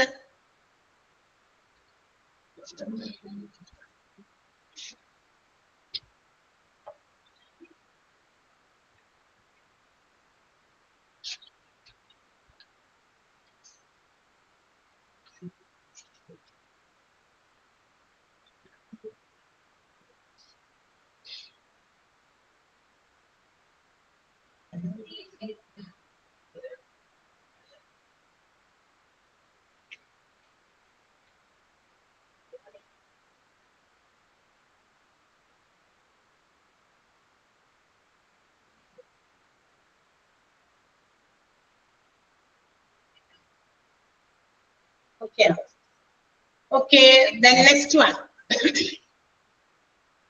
അടുത്തത് specimen of an appointment letter. ഇനി അപ്പോയിന്റ്മെന്റ് ലെറ്ററിന്റെ ഒരു ഫോർമാറ്റ് സ്പെസിമെൻ ആണ് കാണിച്ചിരിക്കുന്നത്, ഒരു ഫോർമാറ്റ് ആണ് കേട്ടോ. അതിനകത്തുണ്ട് കുറെ ടേംസ് ആൻഡ് കണ്ടീഷൻസ് ഒക്കെ. അതിന്റെ ഡേറ്റ് ഏത് ഡേറ്റിലാണോ ആ അപ്പോയിന്റ്മെന്റ് ലെറ്റർ സെൻഡ് ചെയ്യുന്ന ആ ഡേറ്റ് വേണം. മിസ്റ്റർ രവികുമാർ, അലയം ഭവൻ, എറണാകുളം എന്ന് പറയുന്ന സ്ഥലത്ത് നിന്നാണ്. Subject confirmed appointment order for the post of public relations officer. Public relations officer ന്റെ പോസ്റ്റിലേക്ക് കൺഫേംഡ് ആയിട്ടുള്ള അപ്പോയിന്റ്മെന്റ് ഓർഡർ ആണ് ഈ വരുന്നത് എന്നുള്ളതാണ്. Reference offer of appointment, offer കൊടുത്തത് ഇന്ന ഡേറ്റിൽ, ആ ഡേറ്റും നമ്പറൊക്കെ അത് വേറെ കൊടുത്തിട്ടുണ്ട്. Okay, dear mister and missus Ravikumar എന്ന് പറഞ്ഞിട്ടാണ് അതിന്റെ സാല്യൂട്ടേഷൻ കൊടുത്തിരിക്കുന്നത്. ഗുഡ് ഡേ, ആദ്യം തന്നെ ഒരു ഗുഡ് ഡേ, ഗുഡ് മോർണിംഗ് ഒക്കെ നമ്മൾ പറയില്ലേ, അതൊക്കെ പറയുന്നത് പോലെ ഒരു എന്താ പറയാ ഒരു ഇത് കൊടുത്തിട്ടുണ്ട്. Subsequent to your acceptance of your offer, we have pleasure to appoint you in our esteemed hospital on the following terms and conditions. നിങ്ങളുടെ ഓഫർ ഓഫ് അക്സെപ്റ്റൻസ്, അതായത് നിങ്ങൾക്ക് ഓഫർ ലെറ്റർ വന്നു, അത് നിങ്ങൾ ആക്സെപ്റ്റ് ചെയ്ത് കിട്ടിയ അതിൽ നിന്ന് അത് നിങ്ങൾ തിരിച്ച് ചെയ്തു ആക്സെപ്റ്റ് ചെയ്തു എന്ന് പറഞ്ഞ ടേംസ് ആൻഡ് കണ്ടീഷൻസ് ഒക്കെ ഫോളോ ചെയ്യാൻ നിങ്ങൾ എന്താ പറയാ റെസ്പോൺസിബിൾ ആണ് എന്നുള്ളതൊക്കെ ആക്സെപ്റ്റ് ചെയ്തുകൊണ്ടുള്ള ലെറ്റർ ഒക്കെ കിട്ടിക്കഴിഞ്ഞപ്പോ ഞങ്ങള് വളരെയധികം സന്തോഷമാണ്. എന്തിനാ? We are pleasure to appoint you, നിങ്ങൾ ഇവിടെ നമ്മളുടെ ഈ എസ്റ്റീംഡ് ഹോസ്പിറ്റലില് എന്താ പറയാ അപ്പോയിന്റ് ചെയ്യാൻ ഞങ്ങൾക്ക് വളരെയധികം സന്തോഷമുണ്ട് എന്ന് പറഞ്ഞിട്ടാണ് കത്ത് തുടങ്ങിയിരിക്കുന്നത്. ആ ഒരു കത്തില് നിങ്ങൾക്ക് താഴെ പറയുന്ന ടേംസ് ആൻഡ് കണ്ടീഷൻസ് ഫോളോ ചെയ്ത് നിങ്ങൾ ഇവിടെ അപ്പോയിന്റ് ചെയ്യാനായിട്ട് ഞങ്ങൾക്ക് വളരെയധികം സന്തോഷമുണ്ട്. We whole heartedly welcome you to be the part of AIIMS family. AIIMS ഫാമിലിയുടെ ഒരു അംഗമാകാൻ ഞങ്ങൾ പൂർവ്വം താങ്കളെ ക്ഷണിക്കുന്നു എന്നുള്ളതും കത്തില് വളരെ നല്ല രീതിയിലുള്ള സ്വീകരണവും കൊടുത്തിട്ടുണ്ട്. ഓക്കെ, ഇനിയും വീണ്ടും നമുക്ക് ടേംസ് ആൻഡ് കണ്ടീഷൻസ് നിങ്ങൾക്ക് തോന്നും അത് നേരത്തെ നമ്മൾ പഠിച്ച അത് തന്നെയാണ് കേട്ടോ. അതിന്റെ ലാസ്റ്റ് ഒരൊറ്റ പോയിന്റ് ഇവിടെ ഒരു കുഞ്ഞു കഷ്ണത്തിൽ മാത്രമേ ഓക്കെ 19ാമത്തെ a copy of this appointment order ആണ് be signed and returned to us in token of your acceptance. ഈ കത്ത് നിങ്ങൾക്ക് അവിടെ കിട്ടിയെന്നും ടേംസ് ആൻഡ് കണ്ടീഷൻസ് നിങ്ങൾ എന്താ പറയാ അതിന് വിധേയനാണ് എന്നുള്ളതൊക്കെ അറിയിച്ചുകൊണ്ടുള്ള ഒരു കൺഫർമേഷൻ ഓർഡർ, ഒരു കോപ്പി ഇതിന്റെ നിങ്ങൾ അയച്ച് ഞങ്ങൾക്ക് തിരിച്ചയച്ചു തരണം എന്നുള്ളതാണ്. അപ്പോയിന്റ്മെന്റ് ഓർഡറിന്റെ നേരത്തെ നമ്മള് ഓഫർ ലെറ്റർ കൊടുത്തില്ലേ, അവിടെ ഓഫർ ആയിരുന്നു, ഇവിടെ അപ്പോയിന്റ്മെന്റ് എന്നാണ്. ആ ഒരു രണ്ട് വാക്കുകൾ നമ്മൾ മാത്രമേ വ്യത്യാസമുള്ളൂ, ബാക്കിയെല്ലാം പോയിന്റ് ഒക്കെ സെയിം തന്നെയാണ്. വായിച്ചു നോക്കിയാലും മനസ്സിലാകും. വേണമെങ്കിൽ നമുക്ക് വായിക്കാം. ഒന്നാമത്തെ appointment will be effective from the date of joining our organisation. ഈ അപ്പോയിന്റ്മെന്റിന് എഫക്റ്റീവ് ആകുന്നത് നിങ്ങളുടെ ജോയിനിങ് ഡേറ്റിലായിരിക്കും. ഓർഗനൈസേഷൻ നിങ്ങൾ എന്ന് വന്ന് ജോയിൻ ചെയ്യുന്നു ആ ഡേറ്റിലായിരിക്കും. You will have to submit a joining order accepting the terms and conditions of employment of the date of joining. നിങ്ങൾക്ക് ഈ ടേംസ് ആൻഡ് കണ്ടീഷൻസ്, ഈ നിങ്ങൾക്ക് ഈ തൊഴിലുമായിട്ട് ബന്ധപ്പെട്ടിട്ടുള്ള വ്യവസ്ഥകളും കാര്യങ്ങളും ഒക്കെ നിങ്ങൾ ആക്സെപ്റ്റ് ചെയ്യുന്നു എന്നുള്ളത് സ്വീകരിച്ചുകൊണ്ടുള്ള ഒരു കോപ്പി, അതിന്റെ ഒരു കോപ്പി നിങ്ങൾ സൈൻ ചെയ്ത് ഇവിടെ കൃത്യമായിട്ട് ജോയിൻ ചെയ്യുന്ന സമയത്ത് കൊണ്ടുവന്ന് സബ്മിറ്റ് ചെയ്യണം. You will be initially designated as, നിങ്ങൾക്ക് ഇന്ന ഡിപ്പാർട്ട്മെന്റിലാണ് ജോലി ചെയ്യുന്നത്, ആ ഡിപ്പാർട്ട്മെന്റിന്റെ പേര് dash in the department of എന്നൊക്കെ പറഞ്ഞിട്ട് and shall be reporting to the chairman through head of department. Head of department ആരാണോ ആളുടെ പേര് അവിടെ ഇന്ന ഡിപ്പാർട്ട്മെന്റിലെ ഹെഡ് ഓഫ് ദി ഡിപ്പാർട്ട്മെന്റിന് നമ്മൾ അത് അറിയിക്കുന്നതായിരിക്കും എന്നൊക്കെ പറഞ്ഞിട്ട് ആണ്. ഇതൊക്കെ തന്നെ നമ്മൾ അവിടെ പഠിച്ചതല്ലേ? നോക്കി ആലോചിച്ച് നോക്കിയേ, എവിടെ പഠിച്ചു, എവിടെ വായിച്ചു? ഇവിടെ പഠിച്ചു. ഏതാണ് നമ്മളുടെ ഈ ഒരു ഓഫർ ഓഫ് അപ്പോയിന്റ്മെന്റ് ഓഫർ കൊടുത്തപ്പോ പറഞ്ഞ അതേ ടേംസ് ആൻഡ് കണ്ടീഷൻസ് തന്നെയാണ് നമ്മുടെ ഇവിടെയും വരുന്നത്. ഇതിനകത്ത് ടേംസ് ആൻഡ് കണ്ടീഷൻസും ആയിട്ട് വരുന്നത് കേട്ടോ. അപ്പൊ രണ്ടും ഒരേ പോയിന്റുകളൊക്കെ തന്നെയാണ്. വെറുതെ വായിച്ചു നോക്കിയാൽ മതി. പിന്നെ you will be paid a consolidated സാലറിയുടെ കാര്യവും അവിടെ പറഞ്ഞിട്ടുണ്ടായിരുന്നു. പെർ മന്ത് ഇത്ര രൂപ വെച്ച് you are eligible for actual conveyance incurred for official purpose. മാത്രമല്ല നിങ്ങൾ ഓഫീസ് സംബന്ധമായിട്ടുള്ള എന്തെങ്കിലും കാര്യങ്ങൾ കിട്ടാൻ പുറത്തു പോകുകയാണെങ്കിൽ തീർച്ചയായിട്ടും അതിന്റെ ആക്ച്വൽ കൺവെയൻസ് ഫെയർ നിങ്ങൾക്ക് തരുന്നതായിരിക്കും. ആൻഡ് ആനുവൽ ഇൻക്രിമെന്റ് ജോലിയിൽ സാലറിയിൽ വർധനവൊക്കെ പറഞ്ഞിട്ടുണ്ടായിരുന്നല്ലോ, അതിനകത്ത് പറഞ്ഞിരുന്നില്ലേ ഇത്ര പെർസെന്റേജ് വെച്ച്. ആ പെർസെന്റേജിന്റെ അവിടെ ഡാഷ് ആണ്. അത് depends upon the organisation provide ചെയ്യുന്ന പെർസെന്റേജ് ഇൻക്രിമെന്റ് ആണ്. Will be considered subject to the satisfaction of management. നമ്മളുടെ മാനേജ്മെന്റിന് നിങ്ങളുടെ ജോലിയിൽ എത്രത്തോളം സംതൃപ്തമാണ് അതനുസരിച്ചായിരിക്കും സാലറിയിലെ വർധനവ് ഇത്ര ശതമാനം വീതം ഉണ്ടാവുക. ഫോർ എക്സ്ട്രാ ഓർഡിനറി പെർഫോമൻസ്, ഇനി നിങ്ങളുടെ പെർഫോമൻസ് നമ്മൾ ഉദ്ദേശിച്ചതിനേക്കാളും കൂടിയ ലെവലിലാണെങ്കിലോ എക്സ്ട്രാ ഓർഡിനറി അസാധാരണമായ പെർഫോമൻസ് ആണ് നിങ്ങൾ കാഴ്ചവെക്കുന്നതെങ്കിൽ തീർച്ചയായും മൾട്ടിപ്പിൾ ഇൻക്രിമെന്റ്, അതായത് ഇരട്ടി ആയിട്ട് നിങ്ങൾക്ക് കിട്ടുന്ന സാലറി ഇൻക്രിമെന്റ് എന്നാണ് മാനേജ്മെന്റ് അറിയിച്ചിട്ടുള്ളത്. You will be on probation for 6 months period ആണ് പ്രൊബേഷൻ പീരീഡ്.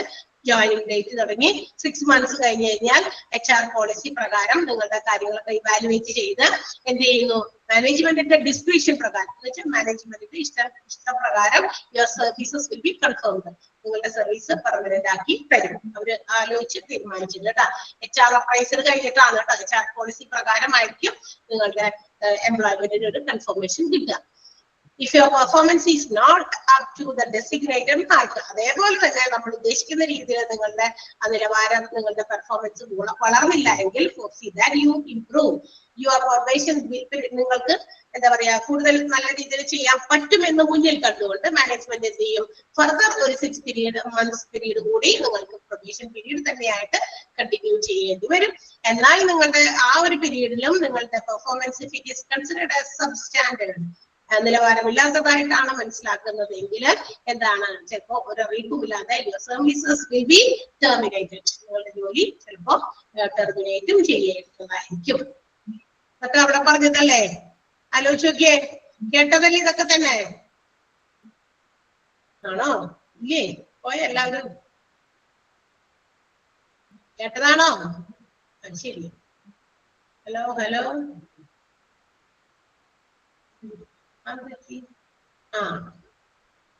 ആരുമില്ലെന്ന് ഞാൻ വിചാരിച്ചു.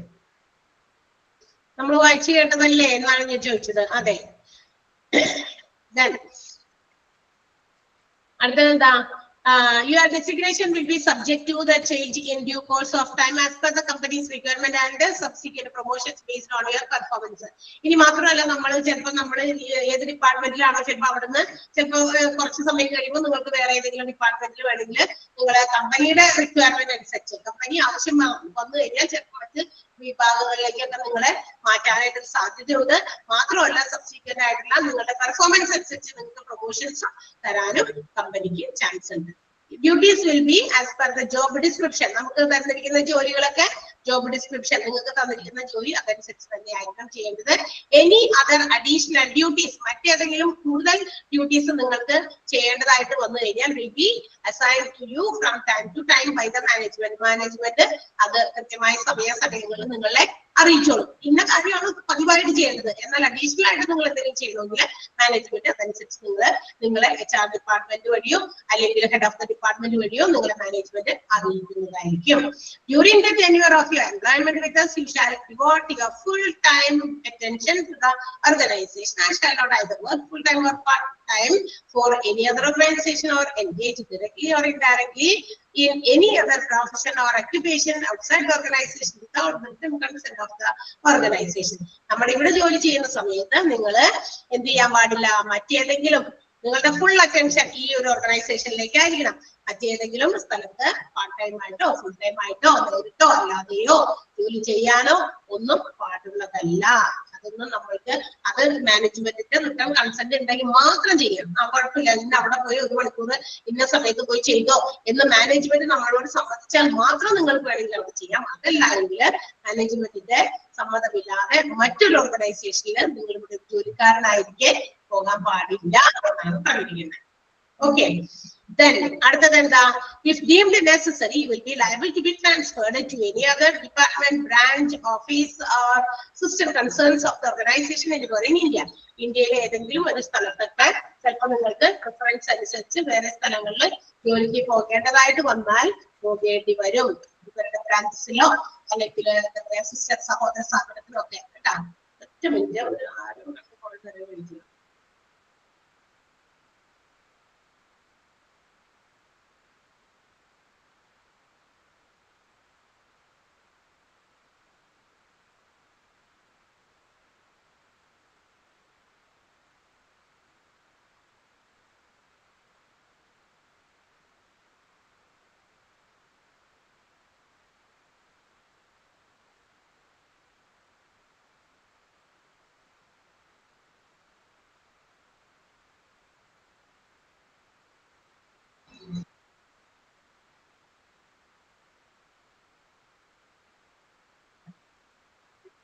Okay.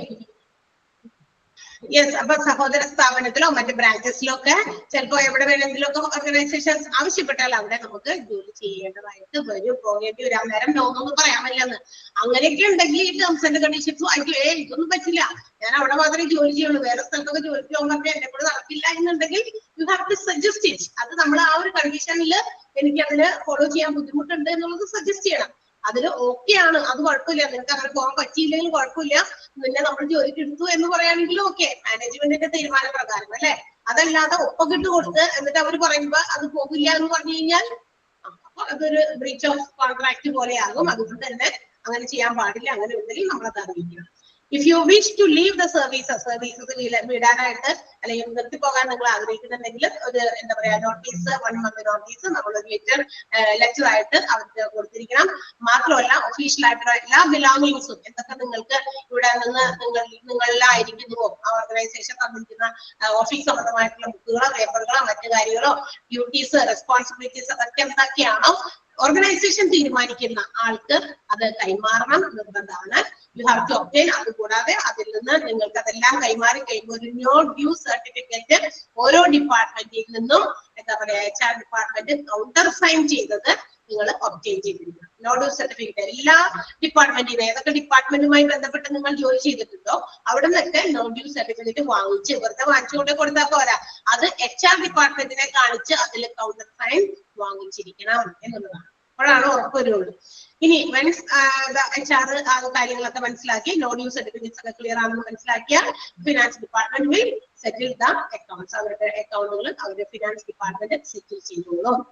പിന്നെ the company can discontinue service. ഇനി കമ്പനിക്ക് വേണ്ടാന്ന് വെക്കാം, നിങ്ങളുടെ ജോലി വേണമെങ്കിലും 1 month സാലറി ഇൻ ലീവ് കൊടുത്ത് അല്ലെങ്കിൽ 1 month നോട്ടീസ് മുമ്പേ കൊടുത്തിട്ട് എന്തെങ്കിലും റീസൺസ് അത് പറയണമെന്ന് നിർബന്ധമൊന്നുമില്ല. അവർക്ക് ഇഷ്ടപ്പെടാത്ത രീതികൾ എന്തെങ്കിലും ഉണ്ടെങ്കിൽ അങ്ങനെ ഒരു ഇൻഫർമേഷനിലൂടെ നിങ്ങളെ എപ്പോ വേണമെങ്കിലും നിങ്ങളെ അവിടെ നിന്നും പറഞ്ഞിട്ടാവുന്നതുമാണ് എന്നാണ് മറ്റൊരു കണ്ടീഷൻ. ഒഫീഷ്യൽ ആയിട്ടുള്ള ഇൻഫർമേഷൻസ് നമ്മളിലേക്ക് എന്തെങ്കിലും അതായത് നമ്മുടെ ഓർഗനൈസേഷന്റെ സ്മൂത്ത് ആയിട്ടുള്ള ജോലികൾ എക്സിക്യൂട്ട് ചെയ്യാൻ വേണ്ടിയിട്ട് എന്തെങ്കിലും രഹസ്യ രൂപത്തിലുള്ള എന്തെങ്കിലും കാര്യങ്ങൾ നിങ്ങളിലേക്ക് ഡിസ്ക്ലോസ് ചെയ്തിട്ടുണ്ടെങ്കിൽ നമ്മളത് എഴുതിയോ അല്ലാതെയോ പറഞ്ഞോ ഒക്കെ ആരോടും അത് ഷെയർ ചെയ്യാൻ പാടുള്ളതല്ല. അത് അങ്ങനെയാണെങ്കിൽ തീർച്ചയായിട്ടും നമ്മുടെ തൊഴിലിന്റെ ഒരു നിയമലംഘനമായിട്ട് മനസ്സിലാക്കി നിങ്ങളെപ്പോ വേണമെങ്കിലും ഒരു നോട്ടീസും ഇല്ലാതെ തന്നെ പറഞ്ഞിടാനും കമ്പനിക്ക് അധികാരമുണ്ട്. നമ്മൾ പറഞ്ഞത് അല്ലെ, dress code, behaviour code, moral ethics അതൊക്കെ ഫോളോ ചെയ്യേണ്ടത് ഒരു ജോലി സ്ഥാപനത്തില് നമ്മൾ നല്ല രീതിയിൽ മെയിൻറ്റെയിൻ ചെയ്യേണ്ടതാണ്. മാത്രമല്ല അവിടെ ഒരു നല്ല ഒരു സമാധാന അന്തരീക്ഷം നമ്മൾ മറ്റുള്ളവർക്ക് ക്രിയേറ്റ് ചെയ്യേണ്ടതാണ്. എന്നുവെച്ചാൽ ഒരു ജോലി ചെയ്യാൻ നമുക്ക് എത്രത്തോളം സമാധാന സന്തോഷം ആവശ്യമുണ്ടോ അത് മറ്റുള്ളവർ മാർക്കിക്കുന്നതാണ്. തീർച്ചയായിട്ടും നമ്മളെങ്ങനെ നമുക്ക് വേണമെന്ന് ആഗ്രഹിക്കുന്ന മറ്റുള്ളവർക്ക് പ്രൊവൈഡ് ചെയ്യാം. നമ്മളെപ്പോഴും വഴക്കുണ്ടാക്കി മറ്റുള്ളവരുടെ കാര്യങ്ങളൊക്കെ ഇടപെട്ട് അവിടെ കുത്തിരിപ്പൊക്കെ ഉണ്ടാക്കാൻ കഴിഞ്ഞാൽ ബുദ്ധിമുട്ടല്ലേ, അത് അവിടെ പ്രശ്നങ്ങൾ സൃഷ്ടിക്കും. അപ്പൊ നമ്മളുടെ അവരുടെ ജോലിക്ക് അതൊരു എന്താ പറയാ ഒരു ഭംഗം വരുത്തും അല്ലെ. അപ്പൊ അതൊന്നും ഇല്ലാതിരിക്കണം എന്നാണ് പറയാം. ഈ employee should not demand any kind of gift in cash or times. വസ്തു രൂപത്തിലോ അല്ലെങ്കിൽ ക്യാഷ് രൂപത്തിലോ മറ്റുള്ളവരിൽ നിന്ന് അതായത് നമ്മുടെ ഓർഗനൈസേഷനുമായി ബന്ധപ്പെട്ട കസ്റ്റമേഴ്സോ ക്ലയൻസോ ഒക്കെ വരും, അവരുടെ നിന്നും യാതൊരു രീതിയിലുള്ള സമ്മാനങ്ങളോ അത് ക്യാഷ് ആയിട്ടോ സാധനങ്ങളായിട്ടോ വായിക്കാൻ പാടില്ല, അതൊക്കെ ട്രീറ്റ് ചെയ്യുന്നത് വളരെ സീരിയസ് ഒഫൻസ് പോലെയൊക്കെ. അതും ഇതുപോലെ തന്നെ പല എന്താ പറയാ ആളെ പിരിച്ചുവിടാൻ, ജോലിയിൽ നിന്ന് പിരിച്ചുവിടാൻ തന്നെ കാരണമാകാവുന്ന കുറ്റങ്ങളാണ്. അതുകൊണ്ട് അത് പാടില്ല. ഇനി സുപ്പീരിയേഴ്സിനോടും അതുപോലെ തന്നെ അവരവരുടെ റേറ്റിലുള്ള ആളുകളോടൊക്കെ നല്ല മാനം മര്യാദയ്ക്കൊക്കെ പെരുമാറുക. എന്തെങ്കിലും കാര്യമൊക്കെ ഉണ്ടെങ്കിൽ അത് കൃത്യമായിട്ട് എന്തെങ്കിലും കാര്യങ്ങൾ പ്രശ്നങ്ങളൊക്കെ ഉണ്ടെങ്കിൽ should be reported to the authority. തീർച്ചയായിട്ടും അത് അധികാരമുള്ളവരെ കാര്യങ്ങൾ അറിയിക്കുക. ഇനി ന്യൂ എൻട്രൻസിന് പുതിയ ആൾക്കാർ ജോലിക്കായിട്ട് വരുമ്പോൾ അവരെ റാങ്കിങ്ങും മറ്റു കാര്യങ്ങളൊന്നും ഇവിടെ അലൗഡ് അല്ല. അതും treated against the rules and regulations. അതും ഓർഗനൈസേഷന്റെ നിയമപരമായ കാര്യങ്ങൾക്ക് ലംഘനമായിട്ടായിരിക്കും കൺസിഡർ ചെയ്യാം. ഇനി ജോബ് സെക്യൂരിറ്റി ഓഫർ ചെയ്യുന്നതാണ് നമ്മുടെ ഇവിടെ ഈ ഓർഗനൈസേഷന്റെ എല്ലാ എംപ്ലോയീസിലും അവരവരുടെ ജോബ് സെക്യൂരിറ്റി നമ്മൾ ഓഫർ ചെയ്യുന്നുണ്ട്. അത് ടാലന്റഡ് ആയിട്ടുള്ള വളരെ കമ്മിറ്റഡ് ആയിട്ടുള്ള എംപ്ലോയീസിന് വേണ്ടിയിട്ടാണ് ഇവിടുത്തെ ജോലി നമ്മൾ ചെയ്യുന്നത് കൊടുക്കുന്നത്. എല്ലാ എംപ്ലോയീസും വളരെ കൃത്യമായിട്ട് അവർ ജോലി ടാലന്റഡ് ആയിട്ടുള്ളവരുമായിരിക്കണം, എംപ്ലോയീസ് വളരെ കമ്മിറ്റഡ് ആയിട്ടുള്ളവരായിരിക്കണം. അത്തരം ആളുകൾക്കാണ് നമ്മളുടെ ജോലി ഓഫർ ചെയ്യുന്നത്. ആൻഡ് എല്ലാ ഡിസ്പ്യൂട്ട്സും അണ്ടർ ട്രിച്ചൂർ ജുറിസ്ഡിക്ഷൻ, അത് ആ ഹോസ്പിറ്റൽ ലൊക്കേറ്റ് ചെയ്യുന്ന സ്ഥലത്തെ പരിധിയിലാണെന്ന് പറഞ്ഞിട്ടുണ്ട്. ഇനി എ കോപ്പി ഓഫ് ദിസ്, ഇതെല്ലാം വായിച്ചിട്ട് കേട്ടതിന് ശേഷം ഇതിന്റെ ഒരു കോപ്പി നിങ്ങൾ സൈൻ ചെയ്ത് റിട്ടേൺ ചെയ്ത് as the token of your acceptance, ഇതെല്ലാം നിങ്ങൾ സ്വീകരിച്ചു എന്നതിന്റെ അടയാള സൂചകമായിട്ട് തിരിച്ചയക്കുക, ഒപ്പിട്ട് തിരിച്ചയക്കുക എന്നാണ് പറഞ്ഞിരിക്കുന്നത്. For AIIMS human resource manager തയ്യാറാക്കിയ ടേംസ് ആൻഡ് കണ്ടീഷൻസ് ആണ് ഇതിന്റെ ജോയിനിങ് അപ്പോയിന്റ്മെന്റ് ലെറ്ററിന്റെ ഒപ്പം, അതിനകത്ത് ആ ലെറ്ററിനൊപ്പം ആഡ് ഓൺ ചെയ്തിരിക്കുന്ന ടേംസ് ആൻഡ് കണ്ടീഷൻസ് ആണ് നമ്മളിത് വായിച്ചത്. മറ്റേതിനകത്ത് ഇത് തന്നെയായിരുന്നു കേട്ടോ. ഓഫർ ഓഫ് അപ്പോയിന്റ്മെന്റ് കൊടുത്തില്ലേ, അപ്പോഴും ഈ ടേംസ് ആൻഡ് കണ്ടീഷൻസ് ഒക്കെ തന്നെയായിരുന്നു. ആ ലാസ്റ്റ് സെന്റൻസിനകത്ത് ഓഫർ ഓർഡർ ആണ് പറഞ്ഞത്, ഇതിനകത്ത് അപ്പോയിന്റ്മെന്റ് ഓർഡറിനകത്താണ് പറഞ്ഞിരുന്നത് മാത്രം, വേറെ ഒന്നുമില്ല. ക്ലിയർ ആയോ? ഒരൊറ്റ പേജ് കൂടി നമുക്ക് ഇനി എടുക്കാനുള്ളൂ.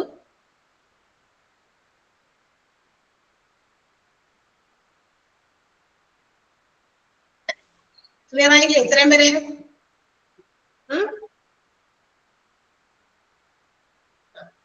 അടുത്ത ഭാഗം ഞാൻ എടുത്തോട്ടെ. അത് നേരത്തെ പറഞ്ഞ അതേ കാര്യം തന്നെ ടേംസ് ആൻഡ് കണ്ടീഷൻസ് റിപ്പീറ്റ് ചെയ്ത് വന്നു. പക്ഷെ അതവിടെ കിടക്കുന്നതുകൊണ്ട് എനിക്ക് പറയാതിരിക്കാൻ പറ്റില്ലല്ലോ, അതുകൊണ്ടാണ് ഞാൻ പിടിച്ചതും വീണ്ടും ഒന്നുകൂടി നമ്മൾ വായിച്ചത്. അപ്പൊ ഒന്നുകൂടി നിങ്ങളുടെ തലയ്ക്ക് കയറിയിട്ടുണ്ടാവും അല്ലെ? ഒന്നുകൂടി മനസ്സിലായില്ലേ ഇപ്പൊ ആ ടേംസ് ആൻഡ് കണ്ടീഷൻസ്? അപ്പൊ നമുക്ക് സമയം കളയണ്ട. കാരണം എന്താ, അടുത്ത ക്ലാസ്സിൽ എനിക്ക് ആ ഇന്റർവ്യൂവിന്റെ കുറച്ച് ക്വസ്റ്റ്യൻസ് നിങ്ങൾക്ക് നിങ്ങൾ അത് എഴുതിയിട്ടുണ്ടോന്ന് അറിയണം. അതുപോലെ തന്നെ കുറച്ച് കാര്യങ്ങളൊക്കെ ഉണ്ട് അത് ചെയ്യാനായിട്ട്. അപ്പൊ അതിന് മുമ്പ് പറ്റാവുന്നോടത്തോളം നിൽക്കട്ടെ. അടുത്ത ദിവസം ചിലപ്പോ ആ ഒരു സമയത്ത് എനിക്ക് ആ ഒരു കാര്യങ്ങൾ ചെയ്യാൻ പറ്റും. അപ്പൊ നമുക്ക് അടുത്തത് പറയുന്നത് ഒരു പ്രൊബേഷൻ പീരീഡിനെ കുറിച്ചിട്ടൊക്കെ പറഞ്ഞിരുന്നു. എല്ലാം നമുക്കറിയാം, ഒരു പ്രൊബേഷൻ പീരീഡ് ഒരു സ്റ്റാഫിനെ പുതിയതായിട്ട് അപ്പോയിന്റ് ചെയ്യുന്ന സമയത്ത് അപ്പോയിന്റ്മെന്റ് ഓർഡറിൽ അവർ പറഞ്ഞിട്ടുണ്ടായിരിക്കും. ക്ലിയർ ആയിട്ട് മോണിറ്റർ ചെയ്ത് മാനേജ്മെന്റ് അവർക്ക് എന്തിനു വേണ്ടിയിട്ട് എവാലുവേറ്റ് മോണിറ്റർ ദാറ്റ് സ്റ്റാഫ് വളരെ നല്ല രീതിയിൽ ആ ഒരു പീരീഡിൽ ആ ഒരു കാലയളവിൽ ആ സ്റ്റാഫിനെ കുറിച്ച് വിലയിരുത്താനും അവരുടെ പെർഫോമൻസ് എത്രത്തോളം ഉണ്ടെന്ന് വിലയിരുത്താനും മനസ്സിലാക്കാനും ഒക്കെ വേണ്ടിയിട്ടാണ്. അപ്പൊ ഓഫർ കൺഫേം ചെയ്ത് കഴിഞ്ഞാൽ, അതായത് അപ്പോയിന്റ്മെന്റ് കൺഫേം ചെയ്ത് കഴിഞ്ഞ് കഴിഞ്ഞാൽ അവർ പ്രൊബേഷൻ പീരീഡ് അവർ നിശ്ചയിക്കും. അത് അവരുടെ ക്വാളിഫിക്കേഷൻ, ടാലന്റും മറ്റു കാര്യങ്ങളൊക്കെ ഡിപ്പെൻഡ് ചെയ്ത് ഓരോ ഓർഗനൈസേഷനും ആ രീതിയിൽ നിശ്ചയിക്കാം. 3 മാസമോ 6 മാസമോ ഒക്കെ വേണമെങ്കിൽ നിശ്ചയിക്കാൻ പറ്റും. നമ്മൾ നേരത്തെ ഒരു ക്ലോസ് 5 നമ്മൾ നേരത്തെ പഠിച്ചതിനകത്തുണ്ട്. ക്ലോസ് നമ്പർ 5 ഏതാണെന്നൊക്കെ you will be on probation for a period of 6 months from the date of joining. ഇതാണ് ക്ലോസ് 5. നമ്മൾ നേരത്തെ പറഞ്ഞ ആ ടേംസ് ആൻഡ് കണ്ടീഷൻസിൽ 5ാമത്തെ ക്ലോസിൽ പറഞ്ഞത് പ്രകാരം എന്നാണ് കൂടെ പറഞ്ഞേക്കാ. വേറെ എവിടത്തെ ക്ലോസ് അല്ല, അതിൽ പറഞ്ഞിരിക്കുന്ന പ്രകാരമാണ്. ആ ക്ലോസ് പ്രകാരം അപ്പോയിന്റ്മെന്റ് ഓർഡറിൽ നമ്മുടെ അത് അവിടെ വീണ്ടും എടുത്ത് പറയുന്നുണ്ട്. ആ ക്ലോസ് ഇങ്ങനെയാണ് ഇൻഡിക്കേറ്റ് ചെയ്യുന്നത്. U will be on probation four A period of 6 months from the date of joining. On completion of 6 months, your performance will be evaluated as per HR policy and your service will be confirmed as per discretion of the management. അതാണ് close, അതാണ് പറയുന്നത്. അതായത് നമ്മളുടെ ഒരു probation period നമുക്ക് തന്നിട്ടുണ്ടായിരിക്കും 6 months date of joining തുടങ്ങിയാണ്. അതിനുശേഷം ആ 6 മാസം കംപ്ലീറ്റ് ചെയ്ത് കഴിയുമ്പോൾ HR പോളിസി പ്രകാരം നമ്മളുടെ കാര്യങ്ങളെ കുറിച്ച് ഒരു വിലയിരുത്തലുകൾ നടത്തും. അതനുസരിച്ച് നമ്മളുടെ സർവീസ് കൺഫേം ചെയ്ത് നിങ്ങൾ ഓക്കെ ആണ്, പെർഫെക്റ്റ്ലി ഓക്കെ ആണ് എന്നുള്ളത് മാനേജ്മെന്റിന്റെ തീരുമാന പ്രകാരം അതിന് കൺഫർമേഷൻ കിട്ടുന്നതാണ്. ചിലപ്പോ 6 മാസം കംപ്ലീറ്റ് ചെയ്ത് കഴിയുമ്പോൾ HR പോളിസി വെച്ച് നമ്മൾ വിലയിരുത്തുമ്പോൾ ചിലപ്പോൾ ആ സ്റ്റാൻഡേർഡിലേക്ക് ആ ഒരു സ്റ്റാഫ് എത്തിയിട്ടില്ല എങ്കിൽ എക്സ്റ്റെൻഡ് ചെയ്യും, പ്രൊബേഷൻ പീരീഡ് എക്സ്റ്റെൻഡ് ചെയ്യും, അത്രയൊക്കെ ഉള്ളൂ. ഓക്കെ, അപ്പൊ ആ probation period the company monitors all the necessary capacities to undertake the given task. ആ ആൾക്ക് കൊടുത്തിരിക്കുന്ന ടാസ്ക് എല്ലാ രീതിയിലും നല്ല രീതിയിൽ ആള് ചെയ്യാനായിട്ട് കേപ്പബിൾ ആണോ, അതിനുള്ള കപ്പാസിറ്റി ആൾക്കുണ്ടോ എന്നൊക്കെ പരിശോധിക്കും. ആ ഒരു പ്രൊബേഷൻ പീരീഡിലായിരിക്കും അത് പരിശോധിക്കുക. ആ സമയത്ത് ആളുടെ attitude, capability, leadership quality, team work, documentations, interactions with their co-workers or colleagues, subordination with the superiors, all will be assessed at a full swing. നല്ല കൃത്യമായിട്ട് ഫുൾ ലെങ്തിൽ ഇതെല്ലാം അസസ് ചെയ്യും. എല്ലാ തരത്തിലുള്ള കപ്പാസിറ്റിയും, ആളുടെ മനോഭാവം, മറ്റുള്ള ജോലിക്കാരുമായിട്ട് എങ്ങനെ ഇടപഴകുന്നു, ആളുകളുടെ ഡോക്യുമെന്റേഷൻസ്, മറ്റു കാര്യങ്ങള്, സുപ്പീരിയേഴ്സുമായിട്ട് എങ്ങനെയാണ് ഒത്തുപോകുന്നത്, അങ്ങനെയൊക്കെ ഒരുപാട് കാര്യങ്ങൾ അസസ് ചെയ്യാനുണ്ട്. ഇതെല്ലാം വിലയിരുത്തുന്ന പറഞ്ഞത്. അങ്ങനെ വിലയിരുത്തി the management feels right talent, അപ്പൊ ഈ ആൾക്ക് പറ്റിയ രീതിയിലുള്ള എല്ലാ കഴിവുകളും ആൾക്കുണ്ട് എന്നൊക്കെ മനസ്സിലാക്കി കഴിഞ്ഞാൽ കൃത്യമായ രീതിയിൽ നമുക്ക് എന്താ പറയാ, നമുക്ക് കൃത്യമായ ടാസ്ക്, കൃത്യമായ സമയം, അതുപോലെ അങ്ങനെ നമുക്ക് വേണ്ടിയിട്ട് ആ ഒരു ലൈഫ്, അതായത് ആ ഒരു കരിയർ, നമ്മുടെ ജോബ് കരിയർ അങ്ങനെ നമുക്ക് വേണ്ടിയിട്ട് ഇങ്ങനെ മാറ്റി തരാനായിട്ട് മാനേജ്മെന്റ് അവിടെ റെഡി ആയിട്ട് കിട്ടുന്നുണ്ട്. കാരണം മാനേജ്മെന്റിന് മനസ്സിലാക്കും ഇന്ന കാര്യങ്ങളും കൊടുത്താലും അവരൊക്കെ ചെയ്യാൻ പറ്റും, അല്ലെങ്കിൽ അവർക്കൊക്കെ ചെയ്യാൻ പറ്റും. ഓക്കെ, അങ്ങനെ ഫൈനൽ അസസ്മെന്റുകളും എല്ലാം നടത്തി through the appraisal, human resource appraisal എന്ന് പറയുന്ന അപ്രൈസൽ കൊടുത്തിട്ടാണ് ചെയ്യുന്നത്, കൺഫേം ചെയ്യുന്നത്. ആ അപ്രൈസൽ കൊടുക്കുന്ന സമയത്ത് എന്തൊക്കെയാണ് കൺഫേം ചെയ്യുന്നത്? കൺഫർമേഷൻ ഓഫ് ജോബ്, ജോലി ഉറപ്പ് ചെയ്യുന്നു, പ്രൊമോഷൻസ് ഉറപ്പ് കൊടുക്കുന്നു, സാലറി ഇൻക്രിമെന്റ് ഉറപ്പ് കൊടുക്കുന്നു, എക്സ്റ്റൻഷൻ ഓഫ് പ്രൊബേഷൻ പീരീഡ്, ചിലപ്പോഴൊക്കെ പ്രൊബേഷൻ പീരീഡ് എക്സ്റ്റെൻഡ് ചെയ്യുക എന്നുള്ള കൺഫർമേഷൻ ആയിരിക്കാം, ചിലപ്പോൾ ടെർമിനേറ്റ് ചെയ്യുക. ഇല്ല, എക്സ്റ്റൻഷൻ പീരീഡ് കൊടുത്തിട്ടൊന്നും കാര്യമൊന്നുമില്ല, ഈ ആളിൽ നിന്ന് അത്രയധികം എന്താ പറയാ നിലവാരമുള്ള ജോലി നമുക്ക് കിട്ടാൻ സാധ്യതയില്ല എന്നാണെങ്കിൽ വേണമെങ്കിൽ ടെർമിനേറ്റ് ചെയ്യാം. അപ്പൊ ഇങ്ങനെയുള്ള അപ്രൈസൽ നടത്തിയിട്ടാണ് എന്ത് ചെയ്യുന്നത്, പെർഫോമൻസ് ഇവാലുവേറ്റ് ചെയ്യുന്നത്. ആ ഇവാലുവേഷന്റെ ബേസിസിൽ ഈ രീതിയിലുള്ള കാര്യങ്ങൾ കൺഫേം ചെയ്യും, ഒന്നില്ലെങ്കിൽ ഉറപ്പ് കൊടുക്കും. കൺഫർമേഷൻ ഓഫ് ജോബ് ആണ്, അപ്പൊ നിങ്ങൾക്ക് കൃത്യമായിട്ട് പെർമനന്റ് ആക്കി. പ്രൊമോഷൻസ് കൊടുക്കാം, ഈ അപ്രൈസൽ നടത്തി ഈ ജോലിയല്ല, അതിനേക്കാൾ കൂടുതൽ കുറച്ചുകൂടി നിലവാരം കൂടിയ ജോലി തന്നെ ആയിരിക്കും, ചിലപ്പോൾ പ്രൊമോഷൻ ആണ്. സാലറി ഇൻക്രിമെന്റ് ആയിട്ടായിരിക്കും ചിലപ്പോൾ ആ ഒരു അപ്രൈസലിലൂടെ അവർക്ക് കൊടുക്കുന്ന മറ്റൊരു ബെനിഫിറ്റ്. ചിലപ്പോൾ എന്താ പറയാ, നമ്മുടെ പ്രൊബേഷൻ പീരീഡ് എക്സ്റ്റെൻഡ് ചെയ്യുന്ന രീതിയിലായിരിക്കും കൺഫേം ചെയ്യാം, അതല്ല ഇതിൽ ടെർമിനേറ്റും ചെയ്യാം. ഇതൊക്കെയാണ് പ്രൊബേഷൻ പീരീഡിൽ നടക്കുന്ന കാര്യങ്ങൾ. ക്ലിയർ ആയോ? ക്ലിയർ ആണോ? ഒറ്റ കുഞ്ഞു പാരഗ്രാഫ് കൂടി ഉള്ളൂ, ഞാൻ എടുക്കണില്ല കേട്ടോ, കുഞ്ഞു കഴിക്കണ്ട, അതുകൂടി എടുത്ത് വളർത്തുന്നില്ല. അത് നമുക്ക് അവിടെ ഇരിക്കട്ടെ, എന്നാലും എനിക്ക് വരാനൊരു ടെൻഡൻസി വരുള്ളൂ. അല്ലെങ്കിൽ പോർഷൻ തീർന്നു പറഞ്ഞിട്ട് ഞാൻ അവിടെ ഇരുന്നാലോ? അതുകൊണ്ട് ഈ ഒരു കുഞ്ഞു കഷ്ണം ഉണ്ടെന്ന് പറയുമ്പോൾ എനിക്ക് അടുത്ത ക്ലാസ്സിൽ കയറാൻ പറ്റും.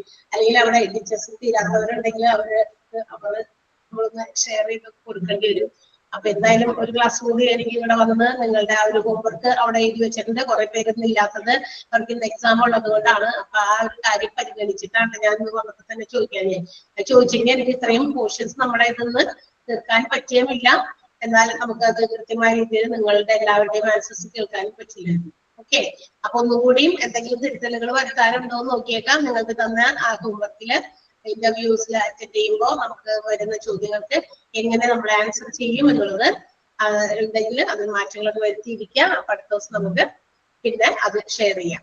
ഓക്കെ, മനസ്സിലായോ? ഇന്നെടുത്തത് മുഴുവനും വലിയ കാര്യമായിട്ടുള്ള കാര്യങ്ങളൊന്നും ഇതിനകത്തൊന്നും ഇല്ല അല്ലെ? ഇതൊക്കെ സിമ്പിൾ, ഇതൊക്കെ എന്തെന്നുള്ള രീതിയിലായി നമുക്കിപ്പോ. ഓക്കെ, അപ്പൊ ഒന്നുകൂടി നന്നായിട്ട് വായിച്ചു നോക്കുക. വായിച്ചു നോക്കിയ ടേംസ് ആൻഡ് കണ്ടീഷൻസ് ആണെന്ന് അറിയാം, പക്ഷെ എന്നാലും ഒന്നുകൂടിയൊക്കെ നന്നായിട്ട് വായിച്ച് മനസ്സിലാക്കുക. ഒറ്റ പാരഗ്രാഫ് HR അപ്രൈസിൽ മാത്രമേ ഉള്ളൂ. ആ ഒരു പാരഗ്രാഫ് മാത്രമേ നമുക്ക് ഇനി പറയാമല്ലോ. HR അപ്രൈസിൽ നമുക്ക് അറിയാം എന്താണെന്ന്, പക്ഷെ എന്നാലും നമുക്ക് അടുത്ത ക്ലാസ്സിൽ അതൊന്ന് ഷെയർ ചെയ്യാം. ഓക്കെ, അപ്പൊ okay, see you, bye, thank U.